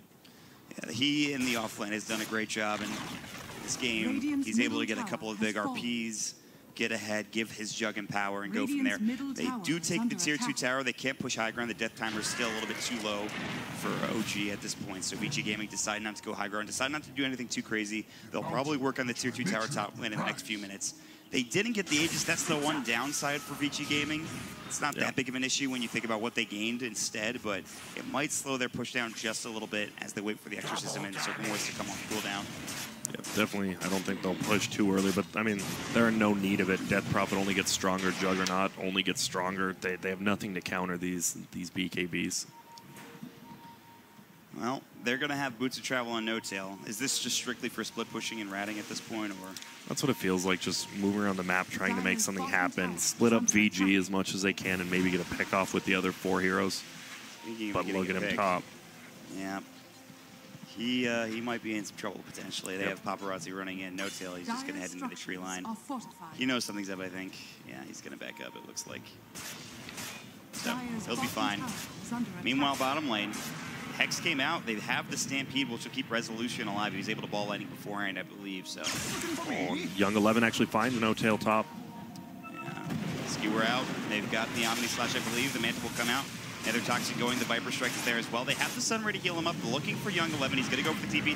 S4 is just a half second too late. The Ice Shard's not there as well. And the Blade Fury TP coming out from the Jugs. They can't even find a pick. And they have some good counter initiation from OG. That's a good ward in lane. Fenrir saw the ward he placed down. They saw 3 people TPing in, or else they might have overcommitted for that kill. Yeah. So extremely good warding coming out from Dire. They're just not making those mistakes. There's only 6 kills for OG this game. They're just not getting caught, it seems like. Yep, they're not. It doesn't feel like Jarex, he got the Aegis, but it doesn't feel like he has many saves. It's so hard to get in close and get any of those saves he can. He's still working on that Blink Dagger. That's the big item you talked about to help get those saves, and he just hasn't been able to get there. In the meantime, Vici are moving into the jungle. They've picked up an Aghanim Scepter for the Magnus. They're ready to go. They're ready to do some work, so... Yep, OG needs, they need a smoking, but it's so hard. There's nowhere they can really go with the smoke. They're stuck inside their base. You see Dire's warding just all over the map, and I mean, even if they find someone, if they find a Death Prov, just pops up that Black King bar, and the rest of his team will be right behind him. Yeah. It's tough to make any moves right now for OG. You could just take control of the entire map if you're VG, and all you can kind of do for OG is just split push as best as possible. Get this wave pushed out top lane. This tower's pretty low at the least, so they get this tier 2. Maybe they could start pressuring the tier 3 tower and somehow get back in this game. I will say it's a 10K lead. It could be a lot worse. It's like plateaued the past few minutes. Yep. So at least OG are sort of stopping the bleeding, but they're already so far behind right now. The only problem, again, is it's exactly like last game. All their farms on a Storm Spirit, which is not as good as it being on a Medusa. Right. Storm, he can do some work, but it's going to be tough to 1v5 and almost impossible in this game. So Resolution will just continue to sit in the trees, get some vision, and then jump out. Centaur in trouble middle, though. Yeah, he has to pop the Stampede, and he will not stay alive. Paparazzi gets the jumps he needs for the Omni/Beam on top lane. Or he pops the Spirit Siphon. He's going to go for a TP, but the Eul Scepter is there, and Rezo is in trouble. He's going to try to ball lightning away. He's about half mana at this point. Spirit Siphon's still going. They're still chasing him down. They'll drop the Veil. The Silence comes in too, and that means he'll probably fall here. They need a couple of auto attacks and a Crypt Swarm, which will do the job, and Rezo can't get the ball lightning off in time, and they will find the biggest kill they could. It's 48 seconds with Rezo on the sideline. Yep, this will at least be a tier 2 top, if not possibly more. Obviously, Exorcism's down, but you have an Empowered Juggernaut, you don't need it. Absolutely not. They're feeling pretty good. Plus, they also have more siege they won't need either. They can maybe go high ground here. We'll see. If they will have Ghosts up shortly when he gets the mana, still about 100 away. 10 mana a second. I'll do the math. All right. It's soon. It's going to be up soon. They're going to have it, but looking for the skewer first is 11. Now, they might back up. They have the Axe. The Shockwave comes back in. 11 might be in trouble. He's going to just take the full Sunray and the Viper Strike. Good stomp onto 2. The Double Edge, a great start to the fight. They still don't have the Storm for 5 seconds. Paparazzi is going to try for the Blade Fury. He will go for a TP. Maybe they have the Stampede, or he's in trouble. The Nether Toxic going. The Glimmer keeps in. Resolution looking for Fenrir on the backlines. He's going to find him, and Fenrir should fall. It's 2 down. Can they get Lanham? 3 would be great, but they've only gotten the Magnus in terms of cores. Lanham very tanky. He's going to try for the TP. He might actually make it. They're looking for more elsewhere up towards the north of the map. They're trying to chase down Ori. Ball lightning across the way. Resolution, I think he just missed him in terms of vision, and he won't be able to find him. Ori, they're chasing the Exorcism. He's at the Shrine. They just don't have the mana for Resolution, though, and they will only get 2 kills out of that somehow for OG. Yeah, that's rough. Tower almost drops top. They maybe overcommitted for it a little bit, VG, but they just back out. Like you said, only lose 2 heroes that don't really mean that much to him. Obviously, 11's worth a lot of gold, and he does have the Aghanims now. Yeah, it's huge. I mean, they didn't do the math on the Death Prophet, I think. The Exorcism only came up a little bit too late there. So. Yeah. This is such a weird Aghanims on Magnus. It used to be like the Empower AoE, and now, it's Shockwave. Like, it's very strange. I don't know. It seems like it's just not that good, but they're up a lot, so might as well go for it. Increases travel distance and speed and causes Shockwave to come back, and then it slows. But when it returns, it deals half damage creep, so I don't really know. It's just a very different Aghanims. And look, it keeps the waves pushed out. Here comes Young 11. He's hasted and Shadowblade. He knows where No-Tail's at. He might ulti him. Skewer back. Doesn't need No-Tail is dead. He's going to go Scepter, but even with the Diffusal changes, they're still going to find the skill for No-Tail. He's going to get hexed up. This has been a rough game for him in that safe lane on the Viper. And he will fall down for 50 seconds. And now, Vici, it looks like they may have to deal with the wave coming in top. Ori is here. S4 staying a bit long. Maybe they can go for him here. He has Stampede and Blink. He is going to not deal with the siege creeps. He's just going to back himself away. So the good news is they're losing all these heroes for OG, but actually, they're like kind of getting the gold lead back in their favor. I mean, yeah, they're still down 9K, but again, it could be so much worse at this point. Yeah, it could be, but it's still just all the farms coming in on Resolution. He's just not a physical DPSer until way late in the game when you have like Bloodthorn. So he'll be farmed, but what can he actually do besides kill the supports off? It feels like they need that like big initiation from S4 and Jirax. Yep, I mean, obviously, if Storm, say, gets the Ags, the Bloodthorn, I mean, you get some of those AoE pulls with an Ag. There's definitely ways to win this game. They just have to make it that far. Yeah. And that's going to be hard against Octarine Death Prophet in about 10 seconds here. And the Scotty was just picked up on the jug, too. This is where you think, okay, Roche is up now, or not yet, actually. It's going to be in 2 minutes, but Roche is up in 2 minutes. We have our Exorcism, we have our Death Prophet with plenty of items, we have our Jug, we have our Serpent Wards. I'm assuming if they can get Roche, they're going to make something happen and just finish off the game in the next 5 minutes, one would assume. Yep, that seems to be what their plan wants to be, and they're going to go for a smoke gank here. They think Roche might be up. They haven't scouted it out yet, so they might look for that and then go for a gank after they see it's not up. Yeah. And that's going to be, well, they might run into the rest of OG, actually, as OG's pretty close by. Rezo's going to jump in. He might, ooh, the silence just misses, but Paparazzi looking for Fly. Icarus dive away. They're going to try to find a target here. Stampede is used defensively, and they will survive, so OG don't lose anything there. But they use Stampede. And now LAN's like, oh, we'll check Roche. Not up yet, so they know it'll be a late spawn. Young 11 will just continue farming. Man. Paparazzi, like you mentioned in the beginning of the game, once you thought about, you know, okay, you've got the Empower, he's going to have some items. He did farm really well. He's up to 19,000, almost 20,000 net worth. They're going to have a double damage rune as well for when Roche respawns, which is in a minute. He's just sitting there waiting, and I don't blame him. They've got plenty of time, 2 minutes before the next rune comes out, so they could just chill around this rune. Yeah, but I do like Viper is going, obviously with that Veil, he's going for his Aghanims now that goes through the spin of Jug, not the damage, but the slow. Just kite him around and see what you can do in a fight. Yeah. It's going to be all about who Fly hits with his spirits. Like if he gets some good fire spirits off and a good egg, it could change everything. If he just misses even the Juggernaut once again, that's a problem. This Viper Strike, though, you're right. This could be a good item. He's a little ways away. Meanwhile, the jump in, Paparazzi, they take the tier 3 tower. They'll drop the Serpent Wards. The Glyph will come out. It looks like Noti will just clean this up. Maybe not. They've got the Exorcism coming in. This is a bit dangerous here. Vici really committing. Stop the BKB from Ori. Jumping in the back lines. There's the Glimmer Cape. The pull is going to come through. They've got the Sword. The Icarus dive, not there yet. It looks like they might catch out Resolution. He's going to fall dead for 60. He's got buyback. That's a huge kill for Vici. And they're about to take this Rax as well. Viper Strike coming in S4, getting kited around as well. No Tail's in trouble. He's out in the front lines. He'll pop the Ghost Scepter, which will keep him alive. The Blade Fury will spin him down, though. He's done. A full set of Rax gone. They have to buy back on 2 heroes, and they need to take this fight. They need to get something out of this for OG, but they've already lost the Rax. RP about to go from Young 11. Hasn't used it yet. Now the Viper Strike coming in onto Lanham. Continues to decay. Now the Omni, I think, no, just some Mantle Illusions going to work on No Tail. Stomp coming in. They're looking for 11. He's pretty low. Resolution. He'll help get the kill. They've got the Sunray as well. That'll bring down another. And 2 more are trying to get out. Fenrir as well as Paparazzi. There's a good Supernova. They've got Vision of Paparazzi. He's got the Glimmer Cape now. He's silenced up as well. The Urn. They're chasing him down. They really want this kill. He's in the tree line. Jerax still chasing that Manta style. He's going to go for the spin. Rezo's still chasing. He's low on mana. He's got only 6 Bloodstone charges. Good ice shards from Jerax. The Walrus punch as well. Finally, they'll bring him down. They won't get Ori. They will lose a full set of Rax. They have to buy back on 2, but at least they kill 4 heroes out of it. If they do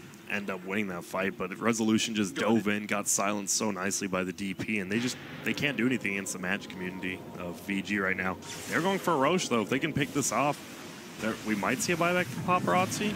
They're going to buy back on 11 first. 55 seconds without the Jug. They're taking this rather quickly. They have the armor reduction with the Medallion. Now Shadow Shaman buying back. He doesn't have Serpent Wards for 15 seconds. Ori, 6 seconds for his Exorcism. They're all buying back. OG need to back away. They're going to Stampede. Resolution on the high ground. They're thinking about fighting this. This is very dangerous. Ori's BKB is ready to go. They've got the Silence. They've got the Skewer back. This could be a dieback for Resolution, and it is. Dead for 72 seconds, and with that, they will head into the Roche pit and take it along with perhaps the game. I love VG. Like, they weren't really pressured or forced. Like, they weren't that scared, but they realized if they get a Roche, this could bring OG back into it. And they didn't really have to buy back. They just do it instead. Now they'll get Roche in, and I mean, they didn't even expect to get Resolution. That's just a cherry on top. Yeah, that's huge. If they could have won a fight there, it would have been everybody pretty much knew about it. Jerax is going to get caught. Skewered back. The Walrus Punch won't save you this time, and he will be dead. He does have buyback, but it's another kill going the way of Vici. And this will be a tough defense. 36 seconds without Resolution. I don't believe they have Glyph either. It's still down for another 2 minutes. Yep, it's getting rough. I love the little things Paparazzi when like they're Ghost Sceptered up and he was still hitting the racks while he was blade spinning, hitting the hero with the blade spin while hitting the racks. This guy's a pretty good player. He's been playing really well this game. They do get the 4 stomp into Ori. The Sunray will come out. There's the Viper Strike RP. On just to 1. It looks like no, on to 2. They're still in trouble. The Omni Slash is coming through. They're looking for more. They have the Icarus Dive Supernova, but it's too late. They'll lose S4. They'll try to bring down the Sun, and they will. No Tail already low. He's dropped down, dead for 93. And they'll lose another. It's going to be Jerax falling yet again. 1 alive, now 2, but it looks like this should be GG, and Vici are about to force game 3. Yep, it just felt like the draft was a lot better, and OG just didn't have the physical DPS to deal with any of the push from VG. And they got ahead. They really got ahead. Resolution just could not quite carry the game the same as last time, and I don't blame them. This is a tough team to play up against. Vici Gaming really sticking it out. Finally, we have a win for Undying, it looks like. You know, win. It didn't feel like he even did that much in the early game. It felt like the Rasta did a lot better roaming around than Magnetar. I mean, Magnus won his lane, and then obviously you just give Jug and power the rest of the game, and even if he falls behind in farming, he'll always find farm. Yeah, Paparazzi, plenty of net worth this game, kind of like Resolution last game. Really well played from Vici Gaming, forcing that third game. Overall, solid play all around. Tough landing phase perhaps for OG. They couldn't quite get back into it, but it is going to be a third game. And what do you expect out of this next game here, Grant? I don't know. Definitely a little bit different draft. Like, OG was all in on one sort of damage, and then Vici Gaming just itemized properly. So probably just completely different drafts from both teams, honestly. And maybe we'll see Undying again. I don't think it's a bannable hero, but it does feel very good in lanes. I mean, you can win these 2v3 lanes extremely well. I think they just need to lock down Paparazzi, get better warding up, because I mean, the Juggernaut just farmed the jungle. There was no warding because so many sentries came out from VG. Yeah, really good ward control, some vision control from VG Gaming. But with that, that'll do it for game number 2. Game number 3 is going to be right around the corner. Now, remember, of course, down in the lower bracket, it is a best of 1, so you need to be careful. 1 game away from moving on for one of these teams. 1 team will go down to that lower bracket. We'll find out who it's going to be after the break. Stick around.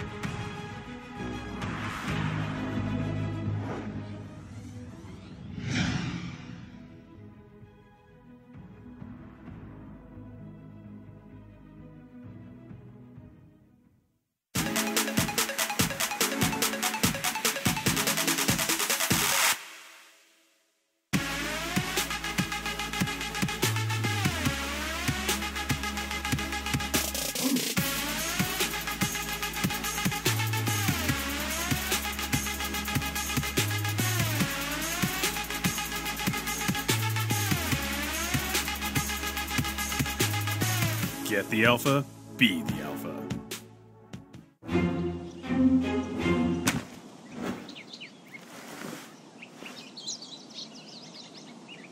With the Strafe Esports app, follow your favorite teams and players, and you'll never miss a match again.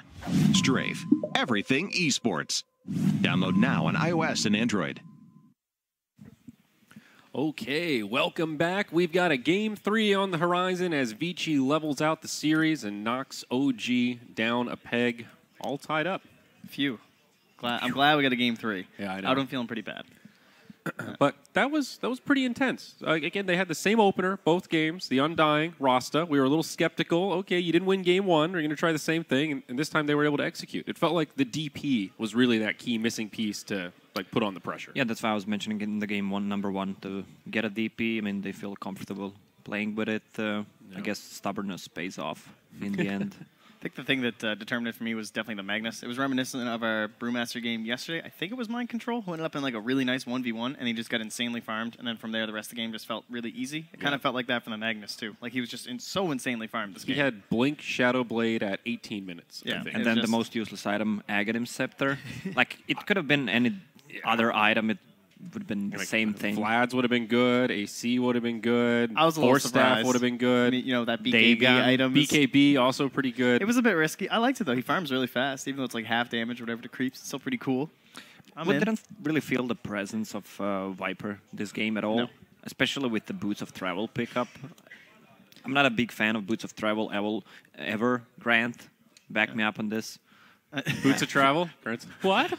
Oh, we got the thumbs down. The official Yep. 2 thumbs down from Grant. Yeah, That's especially good. when you're losing game. I guess they wanted to split push a little bit, but you can just use a teleport scroll and try to get an item you can fight with, because all Vici wanted to do is just 5-man. I think it just kind of came down to a game of, like they saw that there was only one way out of this game. It was split pushing, waiting until Rezo was like really farmed, and he could just be this insane, take the whole game yourself kind of a hero. And bots were a part of that, and obviously it didn't work out for him. When Rezo picked up the Orchid, it seemed like maybe the Storm was finally at that point that they can start to find the pickoffs. But there were a couple of fights after that where he zipped in and just got obliterated, like just off the map. It's like, whoa, what happened? And they gave Rasta some farm to that happened. Rasta too. That we're like worried about not getting into any sort of items, but like they actually let the Undying drop off for a bit. Rasta got a bunch of gold. He's able to get some stuff for himself, and then Undying kind of came back. Maybe the game could have been different if that first Roach fight, when Jarex just snatched the Aegis, they literally went into Roach Pit against DP ulti and the Rasta wards. Yeah. It was a little random. They just die. Yeah. I mean, they should be happy with just taking the Aegis from them. And As try just- to reset fight in the next 10, As just an 20 observer, seconds. it almost felt like a miscommunication. Like Jarex just wanted to go in for the steal, and then the rest of the team followed Boys, up. Jarex is in. Exactly. He got the Aegis. It was a pretty impressive steal, though. You have to admit, he timed Yeah. that part perfectly. But we were worried about Old 11. I mean, talking about how like they didn't have a Tusk. I keep calling him Old 11, but Young 11, I guess now. But they didn't have a Tusk or a Spearbreaker to start fights. But he just sniped these RPs. I mean, they were very difficult. He hit 2-man RPs, kind of just over and over. Maybe just the important hero always getting caught out there. Didn't really have anyone to set it up for him. He took that risk and he hit him. Yeah, it was a good Magnus performance. Yeah, no doubt. because when they go S5, set up a tombstone, Rasta wards, you need to react to that, and just That was clump that up. momentum that we were missing last game. We were talking about how like they didn't have a way to force an engagement for OG, some way that you have these Spearbreaker tests that just hop in and kind of force people to collapse, and then you follow up on that. In this case, you needed that lead for yourself to say, okay, you have to deal with us. We're going to take your buildings. We're going to just pop an exorcism and sit here, and then I'm going to wait for you to do something before I try and turn this around on you. It also felt like Vici did a better job of choosing fights with the Rasta, where we found that utility where they would drop wards like on the high ground, you take the fight, you do some damage to the tower, kind of rinse and repeat, and it just slowly wears down the forces of OG. And that's all just being on the back foot again, too, right? Like, just last game they couldn't do that because they were forced to try and fight and like get kills onto the heroes of OG, and then that means you're not able to just like set up a building and pressure. That's right. Rasta's one of those heroes, right? When you're behind, he looks kind of useless and flimsy, and when you're ahead... I have to disagree. Rasta is one of those heroes that can actually split push, just suicide on the lane, hide in the trees, do Jimmy things. Jimmy things. Yeah, just pop up from the trees, cast an ulti, try to push a tower. He looks unstoppable when you're ahead, though, when you can just punish and punish and punish and just keep taking structures. But he's one of those position 5 heroes, one of the, I'd say 3 maybe, 2 ones who can actually do something, even though if he dies, it doesn't matter. Okay, that's a fair point. You're right. Because there's no point in standing in base with Rasta. Yeah. Same goes for Chen. If you're stuck in your base with Chen, it's you know things are going bad. Yeah, you're having a bad time. That's not good. So, all right, Game 3 going to be coming up before too long. Players going to come back to the stage and get settled into the lobby. So what do we think now? We're all tied up. Who's looking better? And now that we've seen both teams find a victory, how do you feel coming into Game 3 before seeing the draft? I was favoring VG when I first started. Watching OG perform, kind of them. I think I'm willing to go on OG. I think maybe the heroes didn't work quite as well as I thought they would last game. The lane matchups weren't that ideal for them. I'll tell you how I feel. I feel full. The food was good. It was. Yeah. Yeah, I'm kind of there too. It's hard to think. You know, all that gnocchi up there. Everybody's in food coma now from having lunch. Exactly. Yeah. Just take a relaxing breather here. It felt like in that game too, though, OG's draft was much less. What's the way to say it? Game 1, they had the Wombo combo. So even if they're behind, they can still find those Chronos, find the AA ult on top of it, turn things around. They didn't really have that in this next game. They had like part of one. They had the egg. They had the half combo. But there wasn't much Wombo to go with it. There was no chicken. Yeah. Viper was shut down in laning stage. He died like 3 times in 4 minutes. Weird, yeah. Now, Viper's a hero that does not play as well from behind. And he's really strong, like, still in the patch. Like, I feel like you can still first phase Viper, but I don't know if you can really go that deep to throw him safe lane. Maybe we'll see some more success in the future, but I felt just more confident having the hero that early on of that 1v1 lane setups from Vici is one of the weaknesses to that Viper in a safe lane as well. Jug does not care when he spins. Also, Undying did a good job rotating from mid to the bottom lane. Also picked up an arcane rune once, just demolished the lane. The bans were pretty on point last game too. Obviously, removing the Earth Spirit, taking care of the Brewmaster. Is there anything from this that we think, like from either side, I suppose, maybe the Magnus could be a consideration? I don't think we see it banned really early against Magnus, really? Well, we see it banned early against Secret because this was the same way they were able to win some games, right? It's a fallback. It's yes, they were ahead this game, but he's still someone who gives you that potential with an RP to turn things around in the mid game if you're behind, and he's the farming mechanism of the Empower. I kind of see it coming back maybe in the second phase here again for VG if it's left in. Okay. Last game, OG opened with Bane, Potom, and Vengeful Spirit bans. Maybe you'd want to consider banning out that Rasta. They've played it both games now. It can't sort of now. I'm thinking down the line. Lacoste was talking about.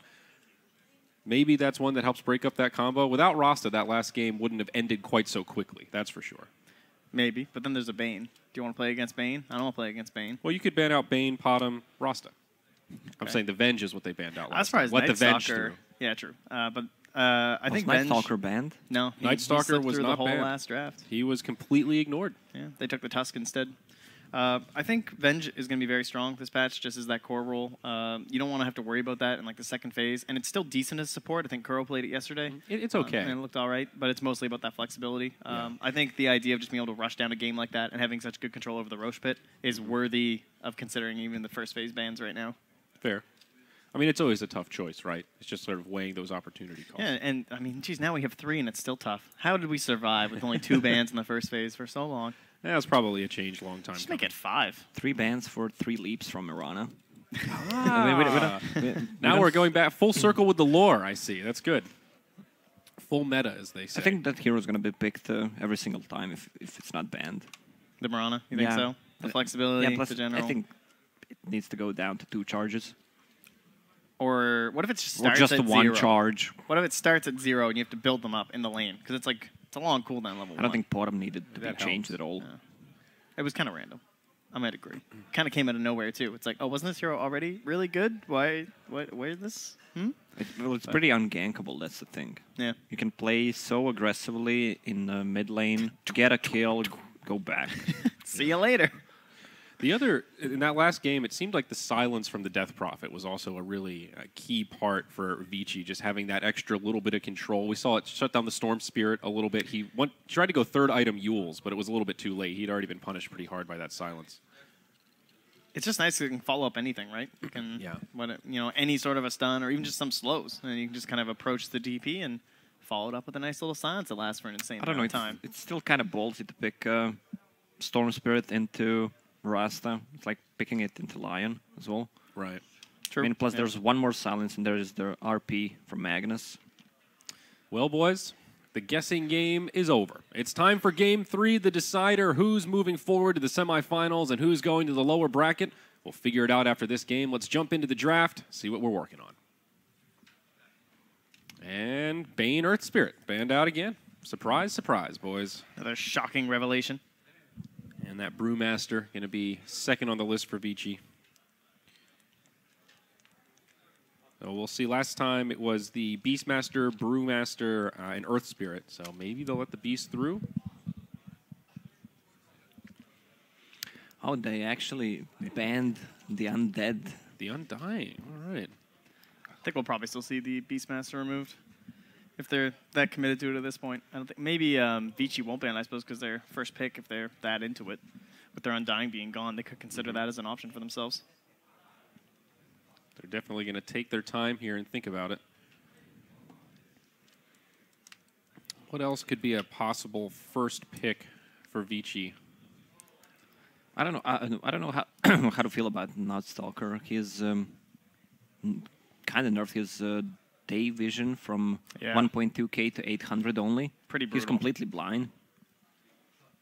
One thing I'd say about that is that he doesn't often do things by himself anyway in the daytime, so as long as there's some other hero here to help with the vision, it shouldn't matter too much. Yeah, but also his level 10 talents is pretty 200 worse. 200 mana or HP. HP. 200 HP. Yeah, it's pretty bad. Pretty underwhelming. Well, for before that guy. he had strength, so it gives status resistance and damage as well. Now it doesn't. Yeah, couldn't buff him up. Or cast range, that is also the big thing. OG actually removed the DP just straight off the bat too, so we're not going to see that coming into the first part of the draft or even the second phase. And VG Gaming will go for an Ogre first. That's really interesting. Let's take a look at Ogre. I feel like they can pick whatever they want right now because it's still a new patch. You don't know what they're gonna pick. Maybe for the second stage, it's really hard to guess. For the first, it feels surprising ones, with like so many of their like standards being left in though, because they often pick up the Tusk we were talking about was one that they've been playing a lot. The Kunkka is another big one for them. Even just a Nyx Assassin, still a pretty strong hero these days. But no, they just go right for the Ogre. I guess the flexibility of having him as a 5 and not necessarily this 4 that like roams around and beats on stuff. Well, did Solo break the record with Ogre Magi? The lowest net worth ever, like 1 point something K in a 50 plus minute game. Yeah, it was pretty absurd. That's a hero that needs nothing. It's kind of impressive to stay that low. I don't even know how that happens. Buy a lot of sentries, I guess. It's the solution to that one. But finally, the Wyvern shows up. I mean, you know that they're going to be based on some sort of a buffed up hero with the attack speed and the bloodlust. So hey, we'll go right in towards the nice counter to that and the curse. It also just feels like a very safe opener, right? It's a support, doesn't really reveal too much about your strategy. Yep. Very flexible, and it could potentially be an offlaner. We keep bringing that up. We've seen it played exclusively as a support, but there's always that little voice in the back of your head saying, this could be a position 3. Yeah, she's good against various strategies, too, is her big thing. If there's early game push, you have a good way to de-push. You have the curse up against people who are trying to ball up against you. And then even teams that are just looking to roam around. Okay. Yeah, one more time. OG not showing too much. Winter Wyvern, as you mentioned, can be a support, can be an offlaner. Same goes for Clockwork. They can still pick an offlaner as well. Yeah. So this pretty is versatile. What we said in game 1, though, is the OD with those attack speed boosts. It used to be the big thing, right? Beastmaster and OD, or in this case, it's going to be Ogre Magi and OD. So this time, way more help for the OD compared to game number 1. Should have a bit of a better time. And it's a natural Hurricane Pike builder up against the Clockwork, too. Yeah, that's a great point. What do you think about Clockwork right now? Better support or core, or pretty even? I think Clockwork was the 3 before, then switched to 4. I think Clockwork can be played as 3 again. I think because of the poor man's shield, the block. Yeah, the hero is viable. Pulls are worse, and the talents are also really good now, especially the 25 ones. Any of those heroes that used to be really good back in the day as an offlaner that could actually fight multiple heroes like Darkseer and Clockwork, they feel like they should be strong again in that sense because pulling so much more difficult. You should be able to kind of battle it up and at least keep the attention of the support there, which therefore helping out your mid in that 1v1 to make sure there's no rotations to happen there. I think if you want to play as an offlaner, though, you should probably have some sort of a scaling 4, something like that Coddle or something that can actually make use of all the space that you're going to make in the farm through that mid game while Clock has to keep hunting for kills to stay relevant. Omni Knight now, 4th ban for OG. Not a hero we've seen touched yet, banned or picked, but obviously handing over all that support to the OD is a little scary. Ogre and Omni are quite the supporting duo. Even if it ends up being like a position 3 Omni, just makes that OD such a threat. Probably the most classic pairing with OD. Shadow Fiend Omni, OD Omni. Just kind of digging back through the records here as they're thinking about these bans here from OG. Vici should consider getting a carry that naturally builds into Lincoln Sphere as well. OD can easily build one, especially with that Arcane Orb. Can pretty easily, plus Bloodlust, of course. They can just kill one pretty quickly with good Winter Wyvern ulti. Wonder if they're considering banning the Drow here.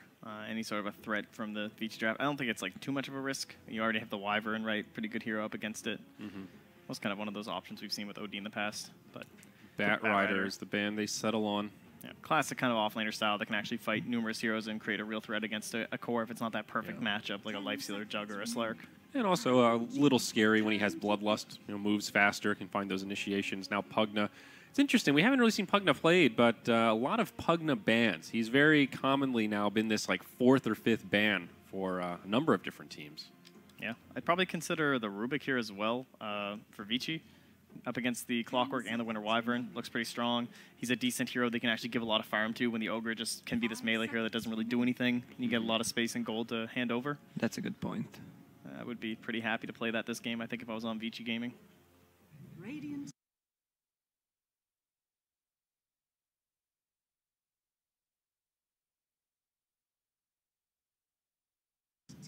And third pick for OG, it's the puck. So more flexibility for this squad. High mobility with the Clockwork too, so you can actually follow up. So 3 offlaners potentially. Rubik's actually so good now too. Now they have telekinesis versus the puck as well. I think right now my gut's telling me it's a 5 Wyvern, 4 Clockwork, 3 puck would be my best guess, but still completely open-ended. Yep, I would agree with OG. I'd be looking for a S4 puck here almost certainly. Yeah. Just pairs up nicely. The problem with that, I suppose, these days might be where Clockwork's going to go. It used to be going to the mid lane was so much better, but how much harass can you really like afford to go there with now with the less creeping there? Can you just play in the safe lane a bit and try and bully someone out? You don't pair up that nicely with a puck compared to some other heroes. You don't have like a lead-in stun to help the Clockwork approach and then get cogs and batteries sawed off, so that could be kind of interesting. He might just have to be like a kill duo with the Winter Wyvern. It's definitely possible. The benefit here for VG, though, is they're going to see one more core here, assuming they do take that support here now. Kind of get a better guess at exactly where this puck's going to go. Which level 25 Clockwork talent do you think is better? The Battery Assault Interval or the True Sight Rocket Flare? I don't know. When he hits level 25, which you don't see quite often, I mean, there's no Invis heroes. You can just remove the wards, but you can buy a gem at that point of the game. So that's true. The other one seems a lot better. Yeah, unless they have like 5 Glimmer Capes, say. Yeah. Yeah, kind of turns his Battery Assault into a perma-stun. But now Mirana, third for Vici. This kind of leans towards maybe it is a draft strat, like an off-lane Mirana or something. I don't think it's going to be safe lane Mirana. I mean, it's not the most unusual thing, of course, but it feels kind of random to pick here. It is just another hero that has an escape out of the cogs, though, so you don't have to worry about that. Chinese teams prefer to play Mirana as a safe laner, from what I saw, especially before when the creeps spawned at 30 seconds mark. That has been a thing for them. You just arrow a creep, get an extra X speed, and just dominate the lane. Keep doing it. Running low on reserve time here for OG. Both teams very thoughtful in this draft. Sort of hard to read in some ways. It's often that when they like switch it up too, because I remember Ori plays a lot of Mirana too, and at Starladder they did that where they give like Paparazzi some mid hero like a PL or something, who for once won't be banned since they don't have an Undying. Could actually show up and look who it is, the old sniper, a little dwarven sniper. So right now looking relatively weak in terms of finding their way into the backlines. They, they have the Clockwork themselves. They have the puck. These are two of those big heroes. You've got look 3 like leaps, dude. You think that bottom can't close the gap? Yeah, that's a bit risky, I'd say, in my opinion. Yeah, but with a knockback from Sniper, do you That's think 3 leaps is enough? That's true, Just actually. gonna get hit in midair and start flying backwards. I brought a friend of mine here. I think he has the most Sniper games of everyone. In the world? Yeah. That's disgusting. Why are you still friends with him? I'll have to check with him. So the knockback, that's the level 20 talent that you're talking about. It looks pretty comical. It's 35 knockback distance when you get a headshot. It looks like that new Clinks thing where he dodges the projectiles and he just kind of sidesteps. You basically. But the opportunity cost there at level 20, it's minus 1.5 seconds assassinate. I assume that's the cast point, right? So you can assassinate faster with less channel time. I think that's what that means. I don't know how good that is. The line's going to be picked up here, though. So the Hex against the puck, reminiscent of the last game with Shadow Shaman. Bit of a classic one here. I don't know about Still this want to game. see that AoE Hex. You have the setup from the Winter Wyvern where you can just hit people who are in the Cold Embrace if they're trying to be saved. You can just finger them or even just decent Earth Spike range. There's a lot of disable on Vici Gaming. They need to give some space to the line, though. Like, he's going to need a Blink Dagger if he wants to help out in a lot of these situations, trying to get over cogs, trying to catch someone like Puck, trying to find the sniper. I'm not really confident in any of his earlier game abilities to help out. Yeah, both Lion and Ogre have no escape mechanism. They farm pretty slowly. This seems like a good Clockwork game. Yeah. Yeah, he's a lot of they have a save in terms of Astral from OD, but that's pretty much it. Of course, you can't kill Mirana. Yes, they already have a lot of stun. Tide would have been just that cherry on top of so much control. And a nice way to jump someone like the sniper and while disabling the Wyvern, so there's no save potential from the curse. There's not many other heroes that have such a wide ultimate there that can do it. And yeah, they'll have to find the Faceless Void instead. So there's so much pressure on this Void this game. Like, he needs to chrono Wyvern pretty much every time, which is very difficult to do, while someone else gets the sniper. So if he, let's say he chronos Winter Wyvern and Puck, how do they still kill Sniper, right? They still have to like find their way around a Clockwork to get into the back line with not that much farm. Triple Something like Lion. Yeah, exactly. Just to close the gap. I think the Faceless Void pick was to close the gap between the Sniper. They can control Winter Wyvern with Lion. This is a really nice no-tail-esque hero here too, I think. The Venge. Someone who can rotate really early on, help out in a quick fight. We've seen this notorious fall-off of the hero where it kind of becomes a support in the late game if it doesn't get enough farm early, but No-Tail, with all the kills that he likes to get early on, that might be a nice way to escalate the hero. I mean, this is exactly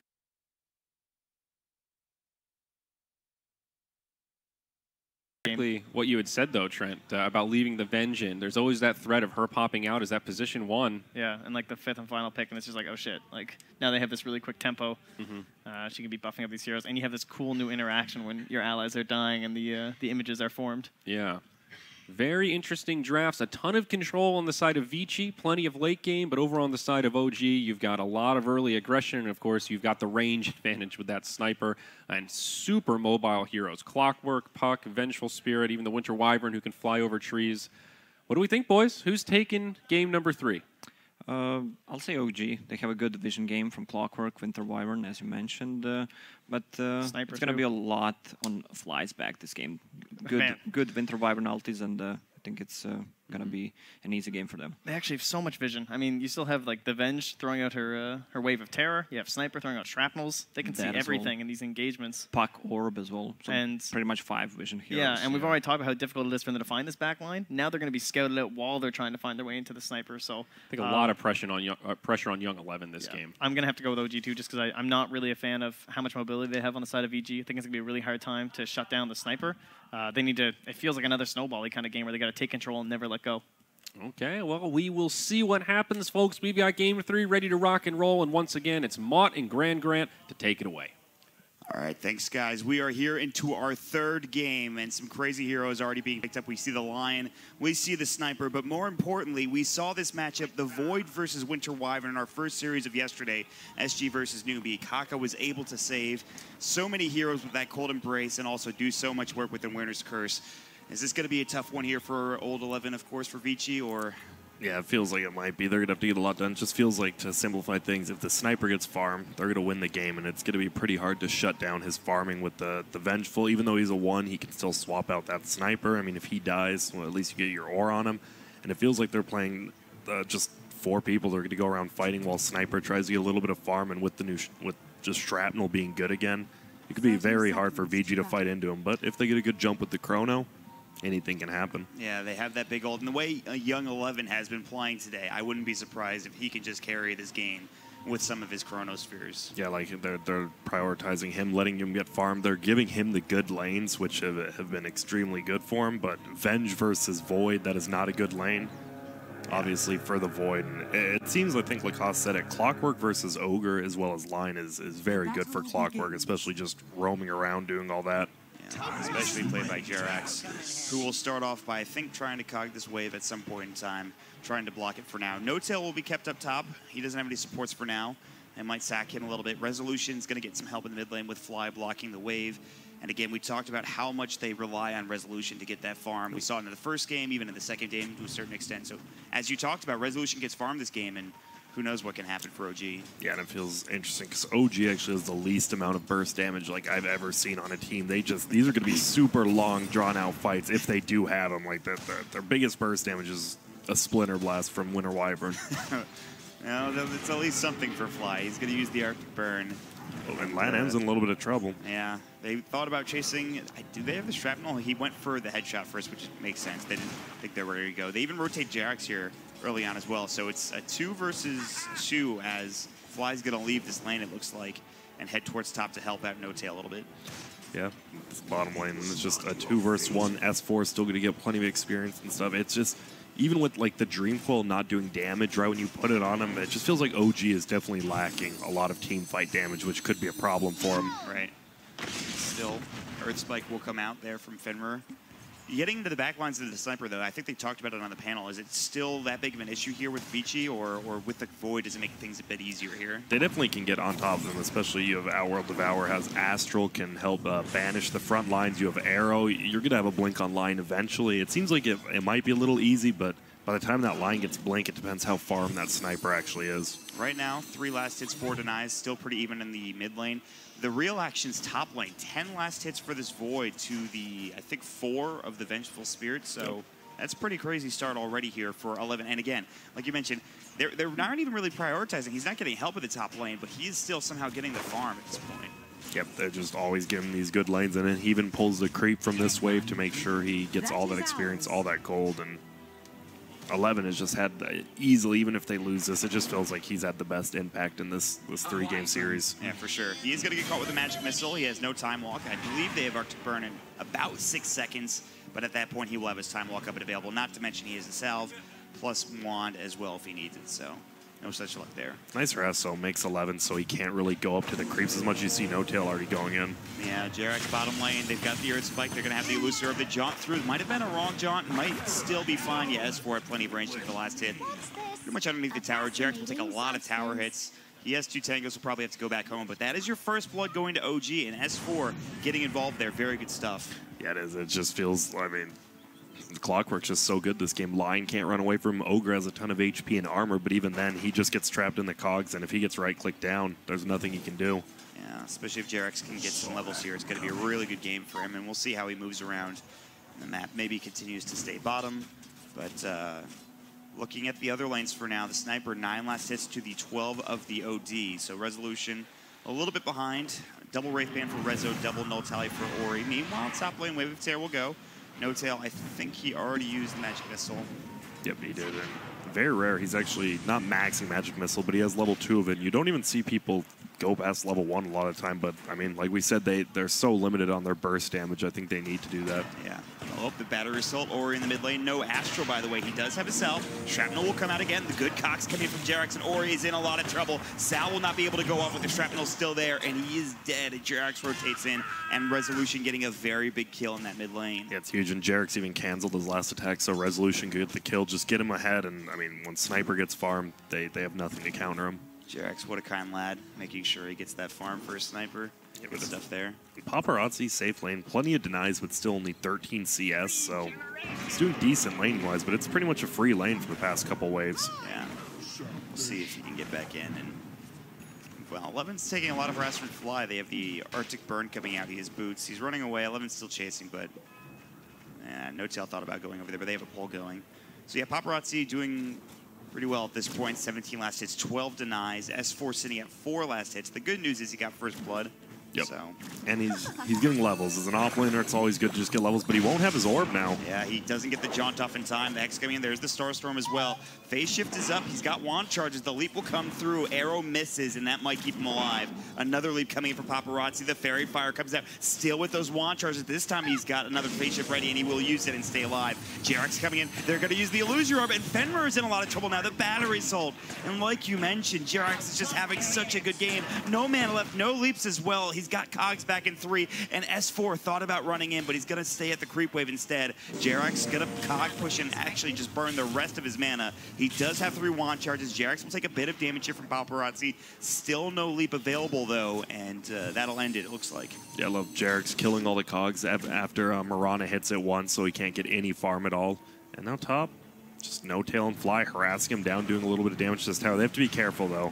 Obviously, Vengeless, Winter Wyvern aren't that, like, good at running away. They'll just get caught up by the Ogre and die. Yeah, they need to be careful near that tower. 11 coming in, has a Tango running, regenning up pretty well.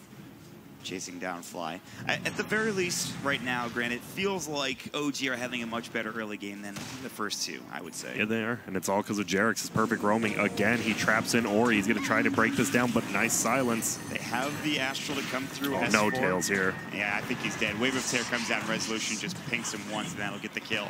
So nicely done. They rotate a lot of heroes forward, but again, shutting down Ori is very important at this stage of the game. Yep, they just got their Aquila. They have level 2 Aura on the Venge, and this tower is going to take so much damage, if not die. Yeah, already at this early stage of the game, 6 minutes. OG, they have a slight advantage, nothing too serious. And there is still some good CS going for 11 as well as the Mirana. Down bottom, she's already putting pressure on this tier 1 as well. But like you mentioned, tier 1 tower mid taking a lot of harass as the siege creep comes in. And top lane, because of all this, Fly's actually getting some experience, and now he's going to get dove on, just going to put himself under, and Jerex just going to be here.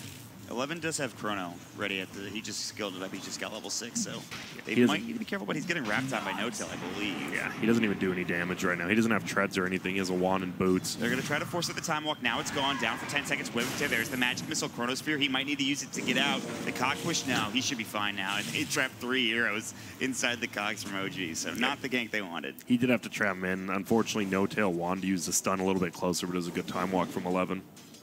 And he was able to get out just in time, so he's still having a good game. And again, 11's going to have to be the big hero of this game to get these Chronospheres off to make things go their way. And of course, he's done it already in both of these games. Game 1 on the Doom, Game 2 on the Magnus, and now on the Void should be fine. We do see LAN, we haven't really seen much out of him. He's even going the Max Ignite build. I mean, we saw him LAN dying the first 2 games. Ogre, probably a little bit more boring than that hero, but he's getting levels. He hasn't really moved around and created any space for his team yet, like Jerex has done for OG. Right, there's no kills going for VG Gaming yet, and they're just trying to secure farm at this point, trying not to lose too much, is what it seems like. But for now, it's kind of a slow-paced game other than OG rotating around and finding some of these kills like they're about to do perhaps mid. Smoke will break, Lanham will spot it, he's going to ping it out, and now there's a ward here on the high ground too, so Jerex is 100% known his location, and Vici will just stay safe under the tower. Yep, just keeping Ori safe. They know if they get, I mean, they have 3 very good scaling cores, Void, OD, as well as Mirana. S4, Waning Rift into Paparazzi, just doing some harass. Almost level 6 for the Puck. So obviously a little bit behind the Void, but they're going to go again. Cogs will come out, Moonlight Shadow's there. I don't think they have protection. They do not, unfortunately. Paparazzi, I mean, you don't always want to skill 6 at Moonlight Shadow, but you save the point a lot like Wraith King always saves his ultimate. He's about to run out of the Moonlight Shadow. There is a ward here. There's a couple of heroes behind him as well, and even 11's moving and looking for a potential Chrono onto maybe Fly, but he's in too deep at this point. They're now looking for Jerex, which would be a nice target, but he's under the tower. So whatever rotations they were trying to make doesn't work. They also try to go on Resolution mid, but Lanham is actually in trouble. Magic Missile, he is going to fall. Swap will come out, No-Tail making sure they secure that kill. And Ori, man, he's just getting peeped by Resolution. They've got the Assassinate. The Wave of Terror will come in. That should be enough. 20 HP somehow. Outworld Devourer will live. That would have been huge, getting that second kill. Yeah, and Resolution missed 2 attacks uphill, or else that would have been an easy kill. That sucks for him. That's miserable. Bottom lane. Jerex in trouble. The Hex coming out. Paparazzi doing a lot of damage. They should get this kill. He's sticked up, but it won't be enough. He will fall. Flying coming in as well. Sprinkle Blast to come, but will be Jerex falling in the bottom lane. Yep, I think it's the opposite of the first 2 games. VG knows their early game might be a little bit rougher with this clockwork, but they have the 3 way better scaling cores than, I mean, OG, they have Avenge who's decent, but they're pretty much all in on the sniper if it gets past 30 minutes. He is doing pretty well, all things considered. He's going to have Mask of Madness soon, FaZe, Aquila, plus another Wraith Band, so things are going pretty well. They also, surprisingly enough, No-Tail is top farmer as well, and he's going to be building into a Mask of Madness too, so they're going to scale pretty well with these items going into the mid-stage of the game. And, I mean, Venge hurts so much in that early game. We see they're doing 110 damage. He has 13 armor and Chrono middle. Chrono's going to come out. The arrow will as well. They've got the Cold Embrace, though. This is going to be tough. Resolution getting a bit low, but might be able to survive. They've got the Fire Blast plus the Ignite going. Paparazzi, another lead coming out. Swap back in. They'll trade 1-for-1. Maybe they can get 11 as well. The Illusion coming out there from the Venge, and No-Tail still going to work, but 11, he'll be able to make it out. Meanwhile, they'll lose Fenrir down to the bottom lane. A solo kill. No, S4 had some help with Jerex, but it's a 2-for-1 trade across the map. Yeah, that was a nice team fight middle. They may have lost the sniper, but No-Tail TPing in immediately once he got on, and we saw why Winter Wyvern's a top-tier pick now. That Cold Embrace just saves his team. It delays it so much. Yeah. So huge stuff there to make sure that Sniper, he doesn't go down in vain, and now he's going to come in mid. Throws up a shrapnel, now working on this tier 1 tower. Arrow will hit the siege creep. They'll try to take the tower, but the creep wave's still coming in. But bottom also, OG putting pressure down here in this lane too. They did see the Moonlight Shadow, unfortunately. Paparazzi with that tree broken down. So nothing should come out of that. Yeah, in fact, OG is just going to back up in mid. They're still bottom for the time being. S4 still working on treads, trying to pull up this creep wave and push into the bottom tower. So they're doing a good job pressuring these tier 1s in both middle and bottom as well. Yep. Line just hit 6 now, so you might see an easy puck kill because S4 won't be expecting that burst damage. No-Tail's pretty far up now, backing away. They smoke up with Rana as well as the Lion. Like you mentioned, he's level 6 now, ready to go, but it doesn't look like they're going to find anything as they're going to back up. Maybe Fly, he might stay long, but it looks like he's going to sit in the tree line and perhaps just move top lane. TP. They're going to find the hook shot. They're going to get the OD. Ori's in trouble. He's going to fall again. No-Tail was there. Started off with the swap plus the magic missile. An easy kill once you have the hook shot coming in from Jerax. That's why 4 Venge feels so good. The almost 3 strength, the level he gets. He has 1,300 HP when he has strength treads up. It's just so hard to kill a Vengeful. Like Lion doesn't do anything to a core Venge. No-Tail's having a great game. Looking at the mid-tier 1, Deny, yes, Solanum will get there in time. So a lot of time invested for resolution. They won't get the tower last hit, but still, they do take down the tier 1 mid. Yep. It's a Midas on OD. It's been a little bit since we saw the Sumail days of like him playing it a year or so ago. What do you think about it in this game? I mean, they just need to make it to the late game. They have those super scaling cores. They also need to be able to stop the pushes of Resolution and No-Tails. So I think it's good. As long as the Void makes good chronos, it's fine. And that's what we're going to have to see out of 11. We've seen him use the chrono once onto a sniper for a solo kill. He's also working on a Mass Command, is trying to get some extra farm for himself. They're also pressuring top lane. Some good vision in the top lane to spot things out. They're trying to find Fenrir. S4, Dream Coil onto 2. There is a DD rune on Mirana. It's going to drop soon. They have Moonlight Shadow and 20. Arrow and Leaps are available. Hookshot Metal going to Fenrir. Cogs onto 2. The Wayne Rift just a bit too late coming out from S4. That would have been huge if he hit it on the Paparazzi. That would have followed up with No-Tail, perhaps a swap and stun. But they will still get the kill on 1 and perhaps the tower as well. Yeah, it's just his perfect movements. They're going to lose top tower as well, but No-Tail's always in the right spot. You get the kill, and then you just instantly push a tower. 1-for-1 trade, and they're fine with that. Great play from No-Tail this game so far compared to the last game with that Viper, which was, he was struggling for sure. Void coming in, the Cog push almost hit. They have the Chronosphere, Flies in trouble. Winter's Curse is not available. He's not level 6 yet. It's just going to be a free kill for Vici Gaming. Moonlight Shadow was used. It might be time to get out for OG because, again, that Chronosphere is still available for the Void. Although S4, he sees 11. He might go in here. They're thinking about something. Paparazzi up in the high ground. Here comes Jerax coming in. There's the swap. Waning Rift misses. The Magic Missile coming in. And now they've got the Chrono. It's on to No-Tail. They don't have Fly here. Assassinate comes in. Paparazzi low. He has Leaps as well. They really want this kill. He's going to Fairy Fire. Leap available. Now it's on cooldown. He's in the tree lines. Jerax, he's going to find a battery, so he needs to use it, and he will. Paparazzi will fall. No-Tail getting a killing spree, and the Chronosphere doesn't do anything for Vici. Yeah, and Resolution, I mean, just the cores rotating from OG are much more on point than VG, and that's the biggest difference in this game. They're on point for sure. 11 will find it in his room, but with no Chrono, it's not really going to matter, although he will steal the bounty. And here's the thing with Core Venge. Look at this tier 2 tower at 14 minutes. Oh, we don't have to. Fender is going to be in trouble. Yeah, he's probably dead. And by probably, I mean definitely. Oh, God. And now watch the tower. Look at it just melts away. Glyph's going to have to get popped, but it won't matter. They just do so much damage. It's going to be double mask with Rezo and No-Tail. Rezo's not even using these. I don't know if they need to. They're waiting for the creep wave. Although 11's nearby, but again, no Chrono for 80 seconds. Winter Wyvern. Looking a little in trouble. Yeah, Fly, he does have the cold embrace. Hook shot coming in. They'll try to turn onto Ori. Fly, astral save coming out, actually, from Ori himself. The magic missile will go. The swap is there. They get one kill from it, but Lanham's in trouble. The battery assault. Resolution getting jumped out 11. He'll find that kill. Time walk at 3 wand charges. He might survive. They cannot find the pick off. It's actually a 2 for 3. Fenrir will find the Earth Spike. Now he's getting chased down. They've got Wave. They've got Magic Missile in 1 second. There's the Flare. Magic Missile will hit, and that should be his death. The Illusory Orb to jump through. There's the Waning Rift and a double kill. Mega kill streak coming out from No-Tail, and another tier 2 tower perhaps. It was actually decent positioning from VG. They tried to pincer the sniper inside, and they did get him, but, I mean, No-Tail's just too farmed. It's not like last game where he didn't have farm, and they just had to focus Resolution. This game, they have to deal with both of them. He's going for the early BKB too on the Vengeful Spirit, and I don't know how they kill him once he gets that item. It's gonna be rough. And a lot of times you get BKB for the obviously the magical immunity, but on someone like Venge, I mean, even just the damage from the Mithril Hammer is so much. Yep. Absolutely. No-Tail having a great game. The rest of his team also doing pretty well. Fly's gotten jumped on once or twice, but now he's level 6. We haven't even seen a Winter's Curse yet here for OG, and I think that's just another tool in their repertoire to go with. Yep, they might just start using it safely in this game because, I mean, VG doesn't do that much damage, honestly. They'll probably just save it for the Chrono. Yes, that is the big thing they need to worry about. So far, the OD, he's not had the impact they want. He doesn't even have Sanity skilled up yet. Oh, so LAN and bottom. He's getting chased down here. Kaj will come out. They've got the Chronosphere to try to turn this. They're looking for Jerax, taking a lot of damage from Paparazzi. This is good so far coming in from VG Gaming, perhaps too aggressive. And they find S4. Nicely done. This time, VG Gaming are the ones to rotate in at a perfect time. Yep, they will get 2 kills because they have to rotate 4 people in. This top tower is going to go down. Yeah, they have 1 hero up here, but it's just Fenrir, and honestly, if he walks too far up, he might just get dove. Lana too, he's only at half HP. Yeah, but they will get the tower, you're right. This was a nice rotation. Now Paparazzi's going to move into pushing bottom. All right, and Fly will come to defend.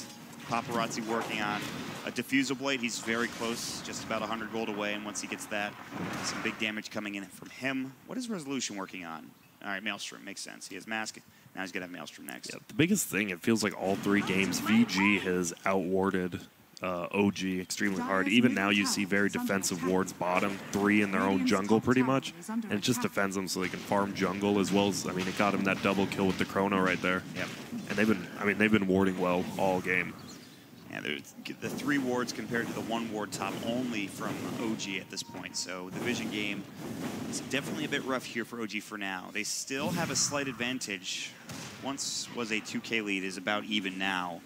But these big items are coming out here. We haven't really seen Ori get involved too much. He's only really died, but now he's got a 4-stat. He's skilled up his sanities. If they can get a good Chrono, he can deal some damage. Maybe they can turn a fight around here.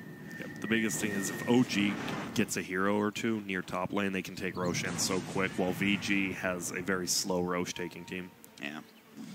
It's gonna be tough for them. They'll need to get a pick off if they want to try to go for it, but Jerax looking in the high ground, Cog push onto 11. He's just going to chase him down. Gets to the bounty rune too, but he might die for this. Mask Madness, hook shot away from Jerax just to stay safe. Maybe gets the other bounty. 11's looking for it. He'll find it, and he's going to get the bash too, and Jerax might just die for this. They have a TP coming in, and now they won't chase any further. So, nice little fight. Yep, at least 11's happy. He got the rune at least. That's what matters to him. Get that gold. He's going Shadow Blade next, so good initiation. I mean, he doesn't have to go pure damage. You have an OD as well as a carry Mirana, who does a lot of damage right now. Yeah. Paparazzi. Although Fly will find him. Winter's Curse comes out. They're going to drop a sentry, too, in case he uses the Moonlight. But he wanted to set up for something. His team wasn't in position. Jerax wasn't there. I don't think he had hookshot either, so not quite the initiation they were looking for from OG. Yeah, I think they just need No-Tail to get the BKB, then they take a Roshan and see what kind of towers or damage they can do to the base. Because VG's doing a good job of splitting up the map and farming all 3 lanes right now. Yeah, they're getting a lot of farm here on this Mirana, especially in the OD. The Midas is kicking in. He's top net worth now. And this is where things get a bit dangerous. Like you said, though, No-Tail with the BKB is going to avoid a lot of that damage, so we'll see. And you're right, though. Roche is going to go down so quickly for OG. If they can just keep the waves pushed out or get a pick, like, it'll fall very fast. Yeah, but they definitely don't want to lose a fight there, so they're not going to risk it till they get that pick. And we'll see. They have a smoke on Fly. Winter's Curse back up in about 25 seconds. Top lane, Jerax getting chased down by 11. He has Chrono. Doesn't want to use it just for a clockwork, I would assume. So, yeah. And here we go. There's that smoke we were talking about from OG. They're looking to find somebody in this bottom lane. Paparazzi and Lana both here. We'll see if they can't find one of these targets. They would like to get them around. The swap is there. The Dream Coil, the Waning Grips. They've got the Magic Missile. Perfect timing from OG. They found what they needed, and they hit their spells in the correct order to find that kill. Feels like S4 almost coiled too soon. He coiled instantly, like almost while he was swapping him, and that's a nice, really nice pickup. They should be able to get this tier 2 bottom. 30 seconds down for the Mirana, but if Radiant rotates everyone, then it could be rough. They already have Lanham down here.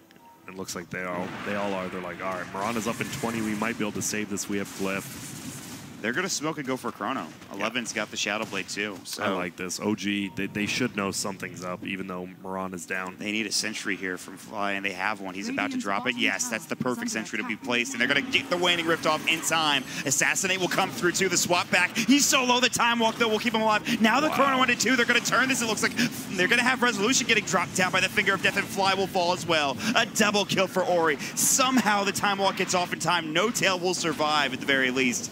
But that was so close for OG. Yep, and I believe he actually missed the Wave of Terror, which could have been the kill. And that's a rough one. Even with that Sentry Ward down, they just don't have that burst damage to bring him down, which we were talking about. Ugh. They lose 2. Of course, that means that Roche will not be taken, nor will the Tier 2 tower. And this just feels so bad for OG right now. They couldn't even get that Tier 2 tower. These cores are all getting farmed. Faceless Void has farm. He's going for S4. Solo kill bottom lane. Can he get one more bash? He's got one. Oh, the damage is coming out. It's plenty, and that will do it. Yep, I like how he used the Shadow Blade just for the extra damage, and this could just get out of control for OG too quickly. Mirana has tons of farm. Even OD now with the full Hurricane Pike and Void. He does a ton of damage solo to anyone. I think OG need to go for Roche, and they know it. No Tail's already inside the pit. They don't have Puck for 27 seconds. Also, JRX is bottom, so this is kind of dangerous, especially there's a ward on the high ground here towards the secret shop. Arrow is sailing in as well, and that means they need to back up. Yep, without a medallion or a solar crest, they don't take it quick enough without that pick off. Very dangerous. They do know that they need Roshan, though. Things like you mentioned, getting kind of out of control here. No Tail, does he have the BKB yet? I think it's flying out now. Maybe you make something happen here. Chrono is back in 30, so this is a bit of a sketchy situation, a sketchy timing window for OG. It is. I do like, once Vengeful does have that BKB, they finally have a frontliner, which they really need for the Sniper, because the Sniper has been having to fight pretty close to the battles, which he doesn't want to. Right. And here we go. The smokes to determine a lot. If they just get wiped here. Oh, but wow, he just broke the smoke. Wave of Terror, they can swap him back, I think. They're going to just use the Arctic Burn. He will probably fall. Evans coming in from the back line. Chrono is about to be ready here in just a couple of moments. 2 seconds, in fact. They're going to have the Dream Coil coming out. Paparazzi assassinated, swap back in. He's dead. A double kill. There's the Chronosphere coming out. They want to get this kill on Resolution. They should have figured no. Down for 30. The Winner's Curse will come out as well. The Cold Embrace is there. Now Fly is starting to do the work. They've got the Waning Rift. They've got the kill. They've got the triple for Resolution. They find the targets, and now they will find Roche. Yep, perfect item timing for Vengeful at that Black King bar, and then, as we saw, they said if you don't Chrono the Winter Wyvern, he's going to be a problem, and there we go. Cold Embrace goes out on Sniper, and then he just holds him to slow the damage down. And a perfect fight from OG. They needed that. Yeah, they get to the 2 big cores. They don't get OD, but they will definitely get Roche. They have now a 4-staff on Resolution working on the Hurricane Pike, and they're going to take Roche, and it's dead so quickly. In the meantime, JRX farms in this top lane. We'll see what they can get done here in the next couple minutes. Maybe take these Tier 2 towers for OG. Fenrir is going to have a blink on the line now, so the Sniper is not going to be safe wherever he's at. Oh, wow. Yeah, he's ready to go. 23 minutes into the game. That's... You're poor as a line, but if you can get to that Blink Dagger, it's a game changer for sure. I know PBD always used to say playing line without a Blink, it's just not even a hero. Once you get that Blink, it feels like you're a Tier 1 hero from a Tier 4 hero. Well, you saw him in the beginning of the game. He got run down like 4 or 5 times. Yep. Just the life of a line, and really the life of a sport in this type of game. Exactly. I mean, Faceless Void, level 17, highest level in the game, but his farm, obviously, he needs to get... He can't solo kill the Venge, which is a pretty big thing to be able to do. Yeah. We'll see. His talents are going to be pretty important here. If you can get to that level 25, plus 175 Chronosphere AoE or the backtrack. Ooh, bottom lane. They're going to look for Paparazzi. Yeah, they didn't have detection there. Nobody carrying dust. I think JRX was too far away anyway. It's a rough one, but they do defend the tower, so he gets to deny. Nicely done. So, all right. We're 24 minutes into the game. It looks like OG, they were starting to slip behind a little bit. They get one big fight. They're back into it. They have Aegis now to work with. They're pushing the waves in. And now it's time to go down that checklist, get those Tier 2 towers, and get some control of this map. Yeah, that's the best thing about having that Aegis. He can't really, he doesn't want to Chrono the Sniper or the Winter, or just the Sniper or the Venge, so he has to go on Winter Wyvern, and if you're wasting a Chrono on just him, it doesn't feel that good. They might just wait for that to drop down, the Aegis. So Fly's doing well, but we've talked about Drax a lot in the early game, but he's got now a Blade Mail ready to go too. And he's had some good hook shots. His cogs have been great. I think this is another hero they have to look out for VG. Yeah, Mirana's had a good time. He just does his cogs, Mirana arrows him and then kills him. But if he gets that blade mill pop, then Mirana will do like 50% of her own life if she continues going forward. Well, nobody saw that, don't worry. Jax, you're good. Perfect shot onto the Siege Creep. But they're going to just push bottom. Look at this. I mean, this is Sniper. You just sit from a million yards away with a Hurricane Pike and you take aim. And he is taking aim at this Tier 3 tower. He's going to shrapnel. It's already sitting at about half HP now. They'll try to go for the Tier 2 tower top lane with 11, but they might just lose this Tier 3 tower if they're not careful. They've already glyphed. So they will TP back. It is going to be Mirana ready to go. They need to be careful. The offensive glyph coming out. Also with the top Tier 2 tower, it's a defensive glyph as well. And here we go. They're just going high ground at this point. They finally get the Tier 2 top lane, but look at this range Rax. Unhealable damage grant going onto this range Rax here in this bottom lane. Yeah, looks like they should just be able to pick it off. Void is back now. They have to be careful. They want to wait for that Aegis, but I mean, they don't have to. No Tail will get arrow, but he is going to have the Cold Embrace. 11's going to walk up.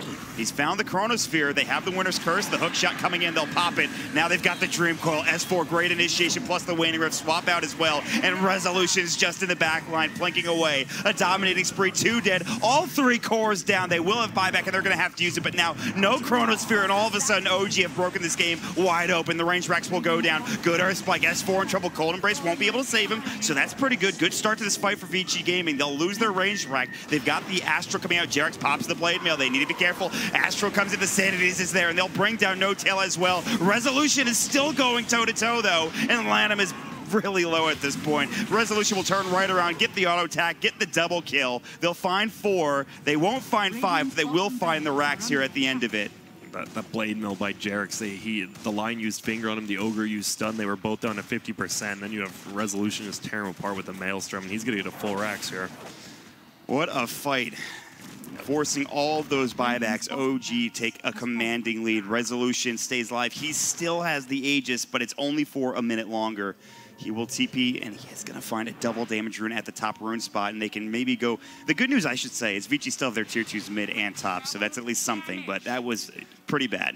Yep, and this all just goes back to OG with that 3-for-0 smoke gank. They got middle lane, which got him Roche, and then you saw the Void. He wanted to, he had to go on the Venge, and you have to solo Chrono Venge, you're going to lose a fight, because Winter Wyvern just uses the ulti on Void. He does absolutely nothing, and that's the end of that. Yep. Fly doing a great job, and Winter Wyvern showing why it's such a good hero, why it's been picked a lot in this tournament already, especially against this Faceless Void. Couple of BKBs coming out, 11 walking through. He's got Chrono in 5. No vision, they have no sentries down from Fly, not yet anyway. Well, he has Chrono in 1. He's about to use it. Shrapnel will come in.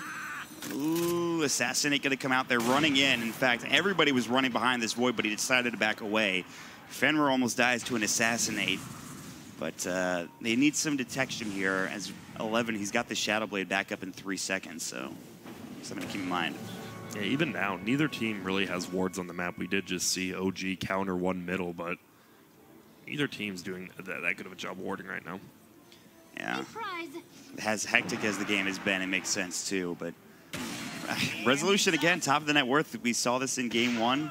He tried it in game 2, tried getting to that point. His team made a lot of space, but he just couldn't quite get there. Now, again, he's the one doing a lot of the damage. He's the one getting these kills, and No Tail just making the space, getting chronoed, getting the swaps off. Middle lane. They're going to find, it looks like, an easy kill on this puck. S4, pretty squishy, especially if they get those Earth Spikes off. Mid lane, they're going to look for the Chronosphere. They're going to have it onto 2. The hook shot came in as it happened. 11 pops the BKB. Now looking to go here on Fly. They'll drop the sentry down. No Tail is in. Wave of Terror will come out. They've got the swap ready. They've got the Assassinate as well. The BKB. Now they get the Winter's Curse off. It was maybe at the wrong time, though, but they'll set it up. They've got the Magic Missile to come through, and that will be the kill. So S4 did die back, though. Oh. Bought back and then died again, but you still kill the Void, and that's a bigger kill. Your Puck, I mean, he doesn't mean much this game except for his abilities. He has Blink, he has a Veil. Lincoln's is great, but killing a Void, I would say, is actually worth 2 S4 lives at this point. And the thing is, too, the Void doesn't have Chrono now as well, which is the biggest ability in this game. And that was a great Chrono, but unfortunately, you get a good Chrono, but Flies outside of it again. Just hits him with the Cold Embrace, and they use early BKBs from that Faceless Void and Mirana. Yeah. Or not Mirana, pardon me. That's another thing. When he's back up the BKB, it will be, but now this is something to consider. No Chronosphere. They're working on the Tier 3 tower again. Resolution just from so far away with the take aim, the Hurricane Pike. He'll dodge the arrow swiftly, just sidestep it. All right. We'll see if they continue. Once the Void respawns, they might just back up, even though there's still no chrono. They'll take this tower, and that's about it. But it is backdoor protected right now. Here come the creeps. All right. They're just going to... It looks like they're just going to back. They're going to go top and deal with that tier 2 tower instead. Get that shrine. Makes it a lot easier. And it's just free team goal. Yeah. We'll find out when Roche respawns in 46 seconds. Could be pretty soon. Yeah, now No Tail, even if he gets chronoed, has the 25% evasion. And if he doesn't, he just throws up that Heaven's Halberd onto the Mirana. It feels like the Mirana's had 0 impact after the beginning of this game. He had really good farm, was doing a ton of damage, and now has a Yasha and a Diffusal at 31 minutes. Yeah, you're right. He had a great start, but yeah, his farm has fallen behind significantly. He's 2,000 behind the Void, and he's very far behind Resolution and No Tail, so... Hookshot mid, they're going to find Paparazzi, the Void. They're going to get the Magic Missile, and they blow him away pretty much instantly. He dies so quickly. They'll look for more. Fenrir, he might fall as well. Cold Embrace is there. Assassinate, swap back, Wave of Tear. They don't even need the Assassinate. Resolution's godlike with 2 dead. Now they can move up to the high ground, finish this tier 3. There's no buyback of the Void, so 60 seconds, they could just take this Rax. I don't know how Vici can defend this one. Yeah, that was so odd that Old 11 would go in right there, because they knew they had the sentry there for when he countered the ward. So it feels like just a little mistake from Old 11 and quick reaction times from OG. And they're going to take the Rax. They can't get the top Rax. They have to go for the tier 2 instead. Roche not up still for another minute. So the game won't end yet, but Vici down 2 Rax down here, and Resolution just continues to get bigger. He does. He has his full Mjolnir now flying out to him, as well as 500 more gold. And S4, I mean, he's just doing a good job of controlling the fights, even with that dieback.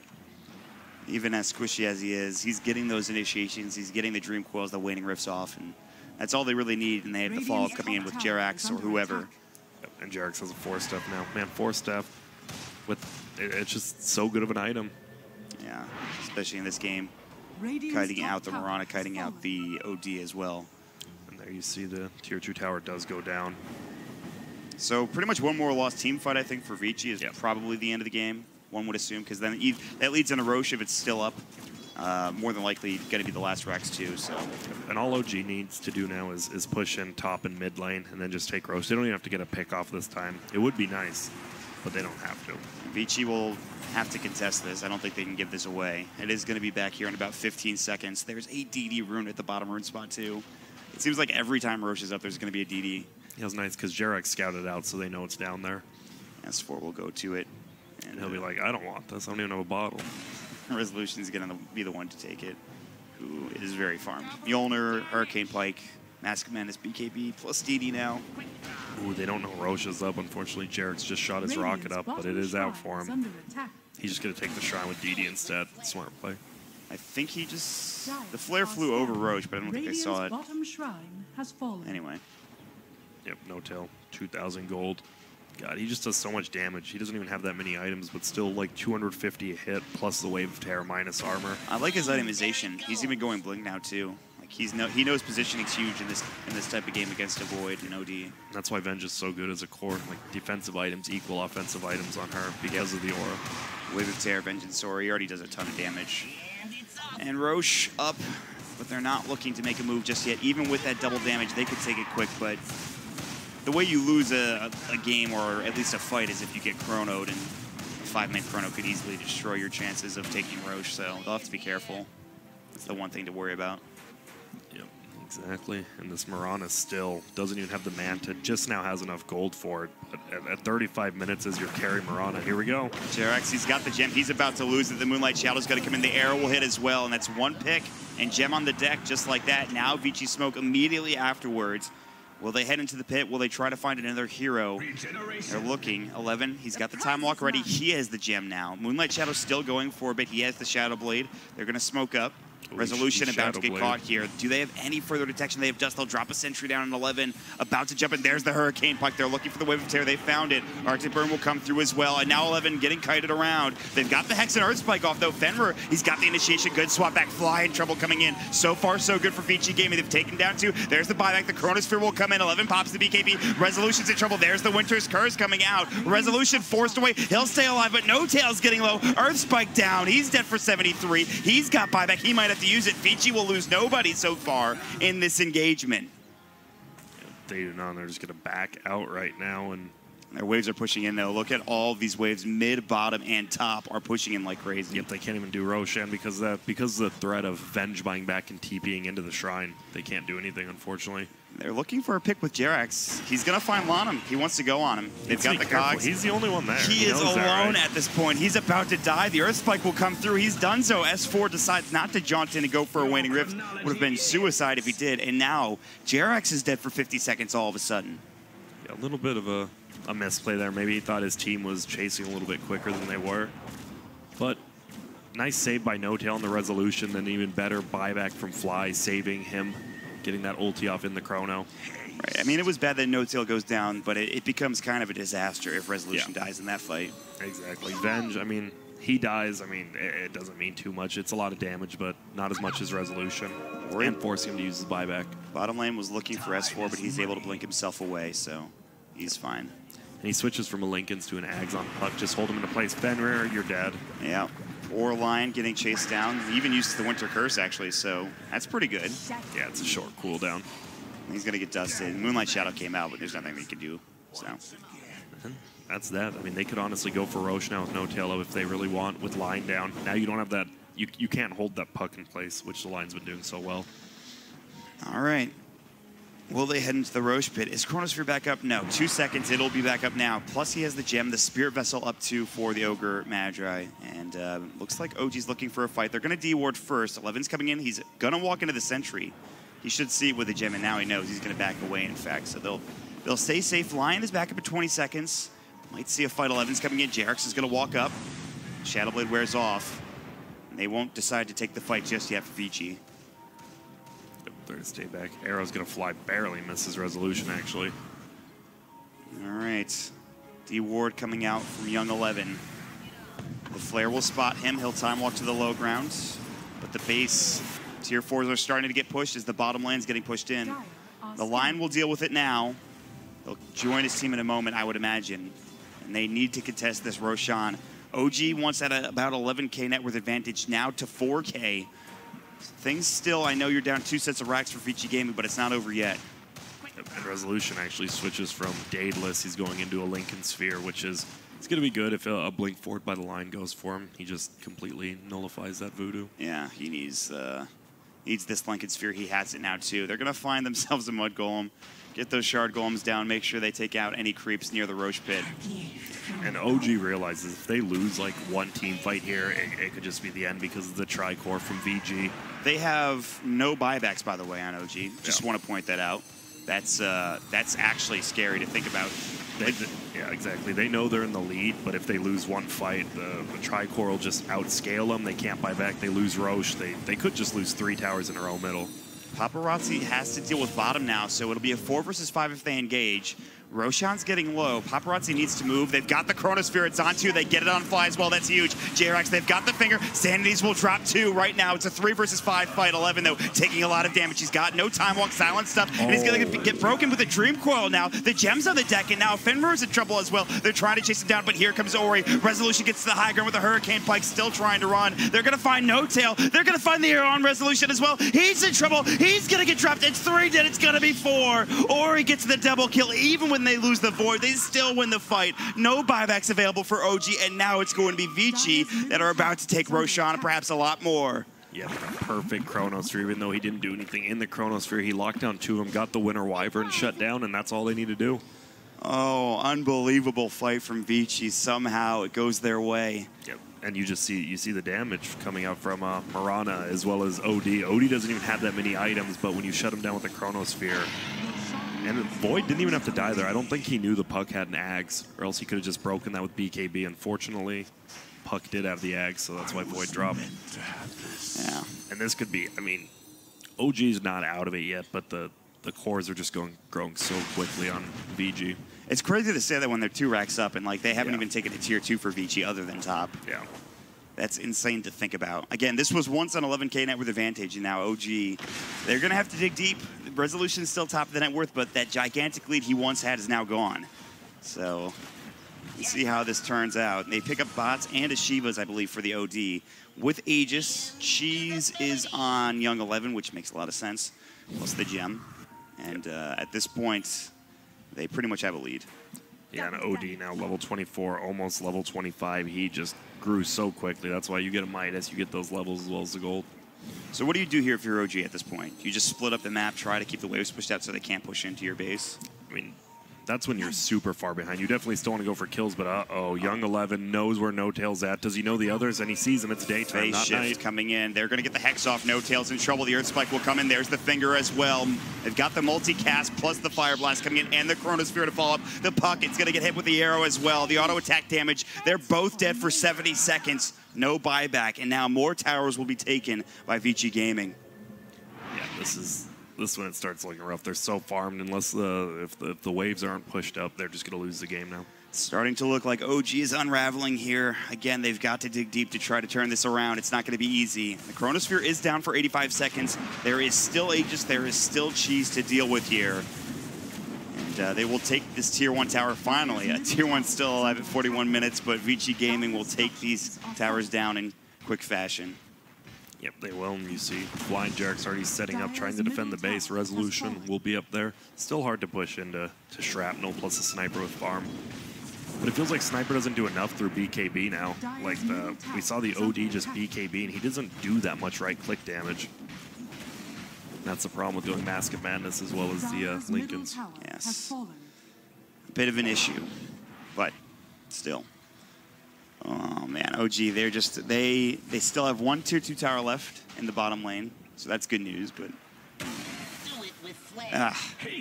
4K lead now for Vici Gaming, and it feels like it's about to be a lot more. That's the problem. You click buyback status, and all three cores of VG have it. So even if OG wins one fight, they can't even take that last set of racks yet.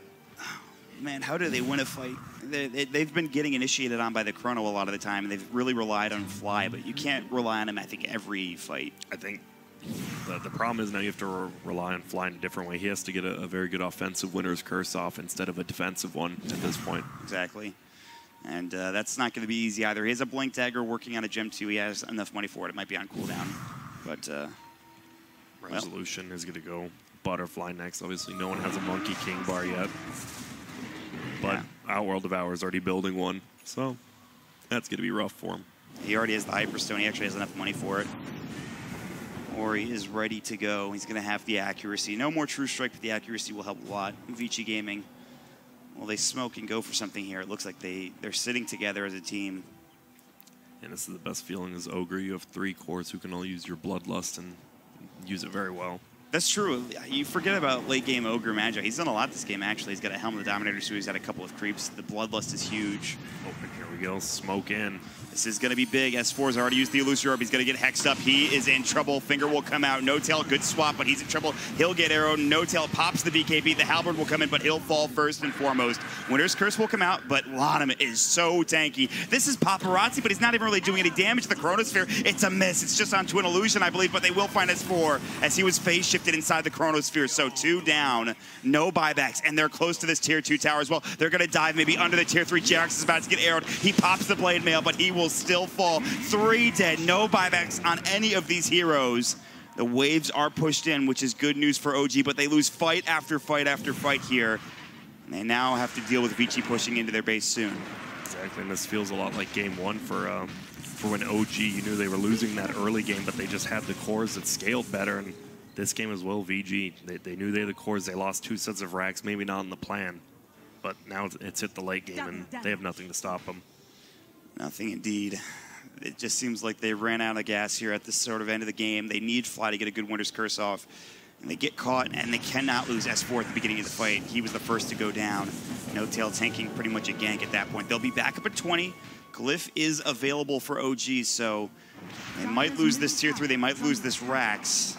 They should Glyph here, and they will. And it's crazy because the Mirana doesn't even have that much farm still. Only Manta, Defusal, and the Blink. This is pretty much all just the OD doing so much damage, as well as the Void. I will say the good news for OG is I guess they have good high ground defense. They have good wave clear. You have Resolution who can just hit from so far away with his range. So there's that. Yep, there is. I mean, an overcommitment's always one of the biggest faults of teams that lose. We'll see if that's going to be the case. No Shrines anymore. New patch. Things are getting crazy. Game 3, 45 minutes in, a well-fought series so far. And we're not done yet. Despite a 2 racks advantage for OG, they're on the back foot now. Yep. We'll see how it ends. We have, I think, yeah, Aegis was just taken, reclaimed.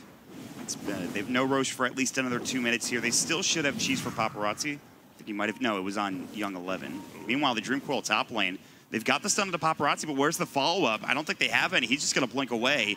Not getting there in time was No Tail, and so Paparazzi's able to get out. Yeah, that's the problem. Just good heads-up play from the Mirana. He knew they were coming in. He farmed it up as much as he could and then tanked a lot of the puck's damage and just ran away. So OG now down 10K, and they're pushing out top together as a team. If they can get the mega creeps, then things might get a little bit easier for them. But we'll see. It's not easy for them. I mean, they can't even... You go up high ground, you get chronoed, and all of a sudden you just lose the fight, and you perhaps lose the game as well. I mean, do they even have buybacks? They have it on the sniper and the puck now, too. They're actually getting pretty close for a lot of these heroes, including Jerax. So now buyback status is a bit better for OG. Yeah, OG just needs to... They have to keep the waves pushed out, because the third Roshan, I mean, the Refresher, it feels like a little bit of a meme on the third Roshan, but a second Chrono or a second Sanity's Eclipse is actually insane. While OG, I mean, they don't have really anything that benefits that. It's actually crazy. I completely forgot about it. The Refresher Shard, the new item coming in. It always feels like kind of a meme to me, like everyone like over talks about it, but they have, I mean, a second Sanity's Eclipse is actually nuts. Yeah, second Chrono, like you mentioned. Either of those would be huge in one of these fights. And we'll see. I mean, Roche not up for at least another 30 seconds. We'll find out when that timer is going to be here in just a moment, but for now, Vici are putting themselves in a position aggressively, trying to make sure they can get these waves pushed out. They're looking for a pick. Fly is nearby.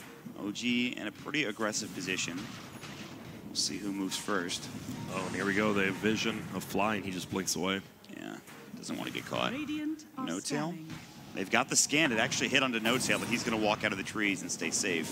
Yep, now Arrow will fly through and be like, oh, we just missed him.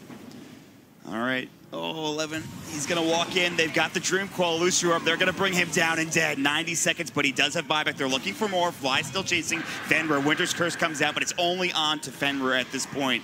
He does have buyback as well. So, oh, he blinks out. He might actually be able to make it away. They have the Moonlight Shadow, the Illusory Orb. They've got the speed on it, and Fenrir's going to get Magic Missile. He will fall. Eul Scepter will keep him alive for a moment. The cog pushback is there. He actually wastes a lot of the time, and that is huge for them. It is, so OG does get 2 pickups. They do have the buyback, so they don't want to overcommit here. Maybe Resolution just sieges down the tower by himself, and then they just back out as a team. Bad news for OG is that there's no Roche for another minute and a half. So even if they force these buybacks, still can't back up to Roche or anything like that. It's still big, showing that they're not quite done with yet. Like, VG could have just rolled them over, but a nice 2 pickoffs will keep them into the game. Good positioning from OG. Just getting off that instant reaction time from S4 to get in there. Very important.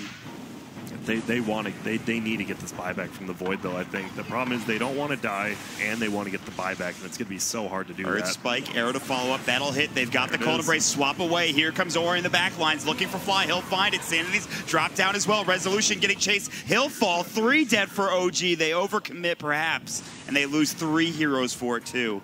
Yep, and that's the problem. I mean, they had to make Void buyback. It's the only way to win this game is to make them use buybacks, but if they die themselves, then it's obviously not worth it, and that's what happened. They're going to find a 4th hero as well. Jerax is going to get caught, and Ori will blow him away. Plenty of stolen intelligence to go to work. 3 of the heroes have buyback. No Tail is the only one that doesn't. 11 chasing S4 as well. He also has buyback, even if he falls here. Phase Shift will come out. Does he have the blink ready? He does. He will use it. He'll TP away as well. At least middle was pushed in, so VG can't do too much damage to OG while they're dead.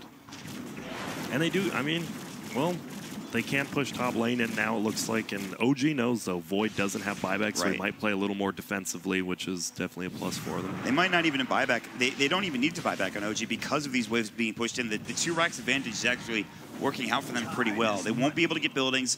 Roche is about to be up, so maybe that's the tough part about this for OG here. There we go. And Fenrir, you can actually hear him yelling in the background. Roshan is indeed up, and this is huge. Three items dropping off Roshan off now. He went hard. All 3 of them are important there. And even the Mirana has another item now. Just getting that MKB does so much more damage, and 5K on her as well. Oh, I wonder who they give it to, Void or Ori. I think it's better on Ori. They just unlocked and bashed Roche into oblivion. Yeah. My God. But yeah, they will give it to Paparazzi for the Aegis and Cheese. It's being held, I think, by Fenrir and the Refresher Shard, and that's going to 11. Yep. And now look at this. OD just picks up a Moon Shard as well. Pretty much 6 slotted. Well, he is. All right, so I guess if they can kill the Void, it might be enough, but we've seen fights where Void's gone down and then Ori's just carried the game, essentially, and Paparazzi as well, so.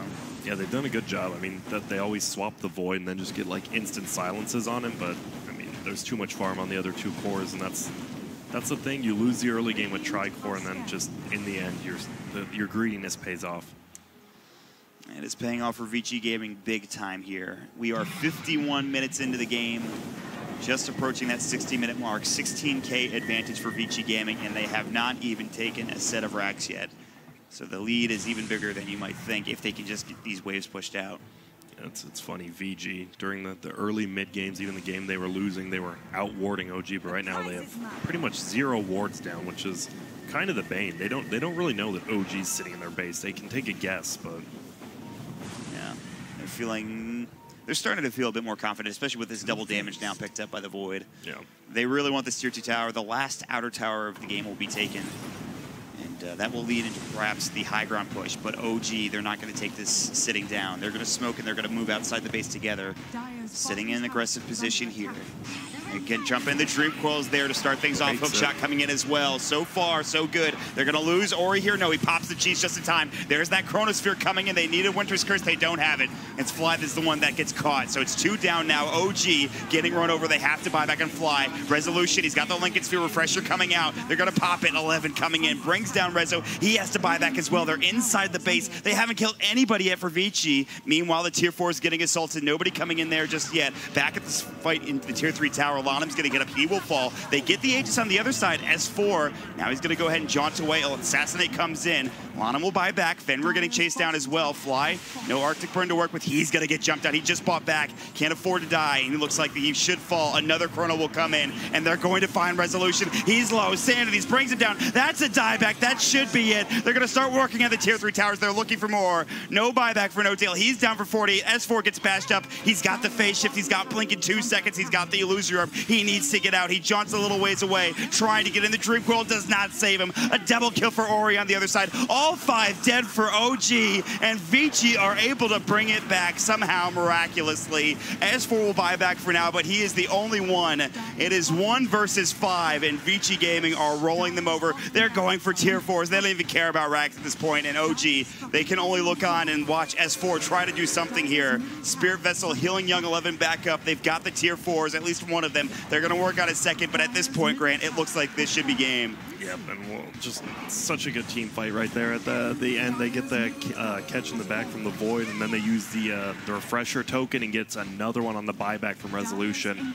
Just perfectly used items all game by VG, and God, OG played that game so well for 25 minutes, and then the cores from VG were able to scale so well. Unfortunately, all that hard work OG put in the early game just couldn't carry him in the late. Unbelievable best-of-3 series, though, from both teams there. It looked like it could go either way, but somehow Vici Gaming down 2 sets of racks. They came back. Unbelievable play. Young 11, I think, probably the MVP of this series, I would assume. Oh, yeah, he played so well. All 3 games, even the one they lost when he played that Doom, he was the one who made everything they did happen. And this game, just perfect chronos after about 15 minutes in. He had some rough ones early, but after that, he just played amazingly well. OG will go down to the lower bracket and play in a best-of-1, of course, an elimination match, and we'll find out who they'll play next as we have our next series to figure that out. That's going to be Virtus Pro versus Fnatic, and then, of course, the winner of that series will move on to play up against Vici Gaming. So, really great series, great best-of-3 going around for both sides. Vici Gaming will move on for now, OG down to that lower bracket. Any closing thoughts, Grant, before we head into a break? Not much. I mean, OG, if they just took that one fight near Roche, they could have took the game. So it comes down to timing and precision. Unfortunately, VG just had the little bit better in the late game. Absolutely. So they will move on, and of course, we'll find out who they'll play next. Virtus Pro versus Fnatic will come up next. Of course, I think we'll have a winner's interview in the meantime. But for now, we're going to take a quick commercial break. We'll see you guys soon.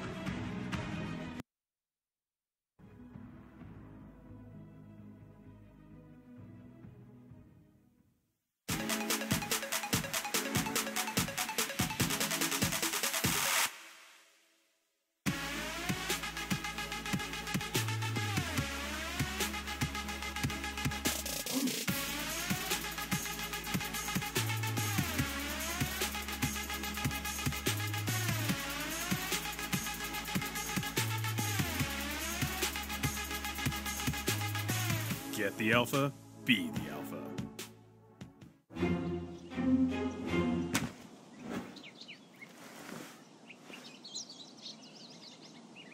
With the Strafe Esports app, follow your favorite teams and players, and you'll never miss a match again. Strafe, everything esports. Download now on iOS and Android. All right, folks, welcome back. And for OG fans around the world, hearts are broken as they now fall into the lower bracket, but Chinese Dota fans rejoice.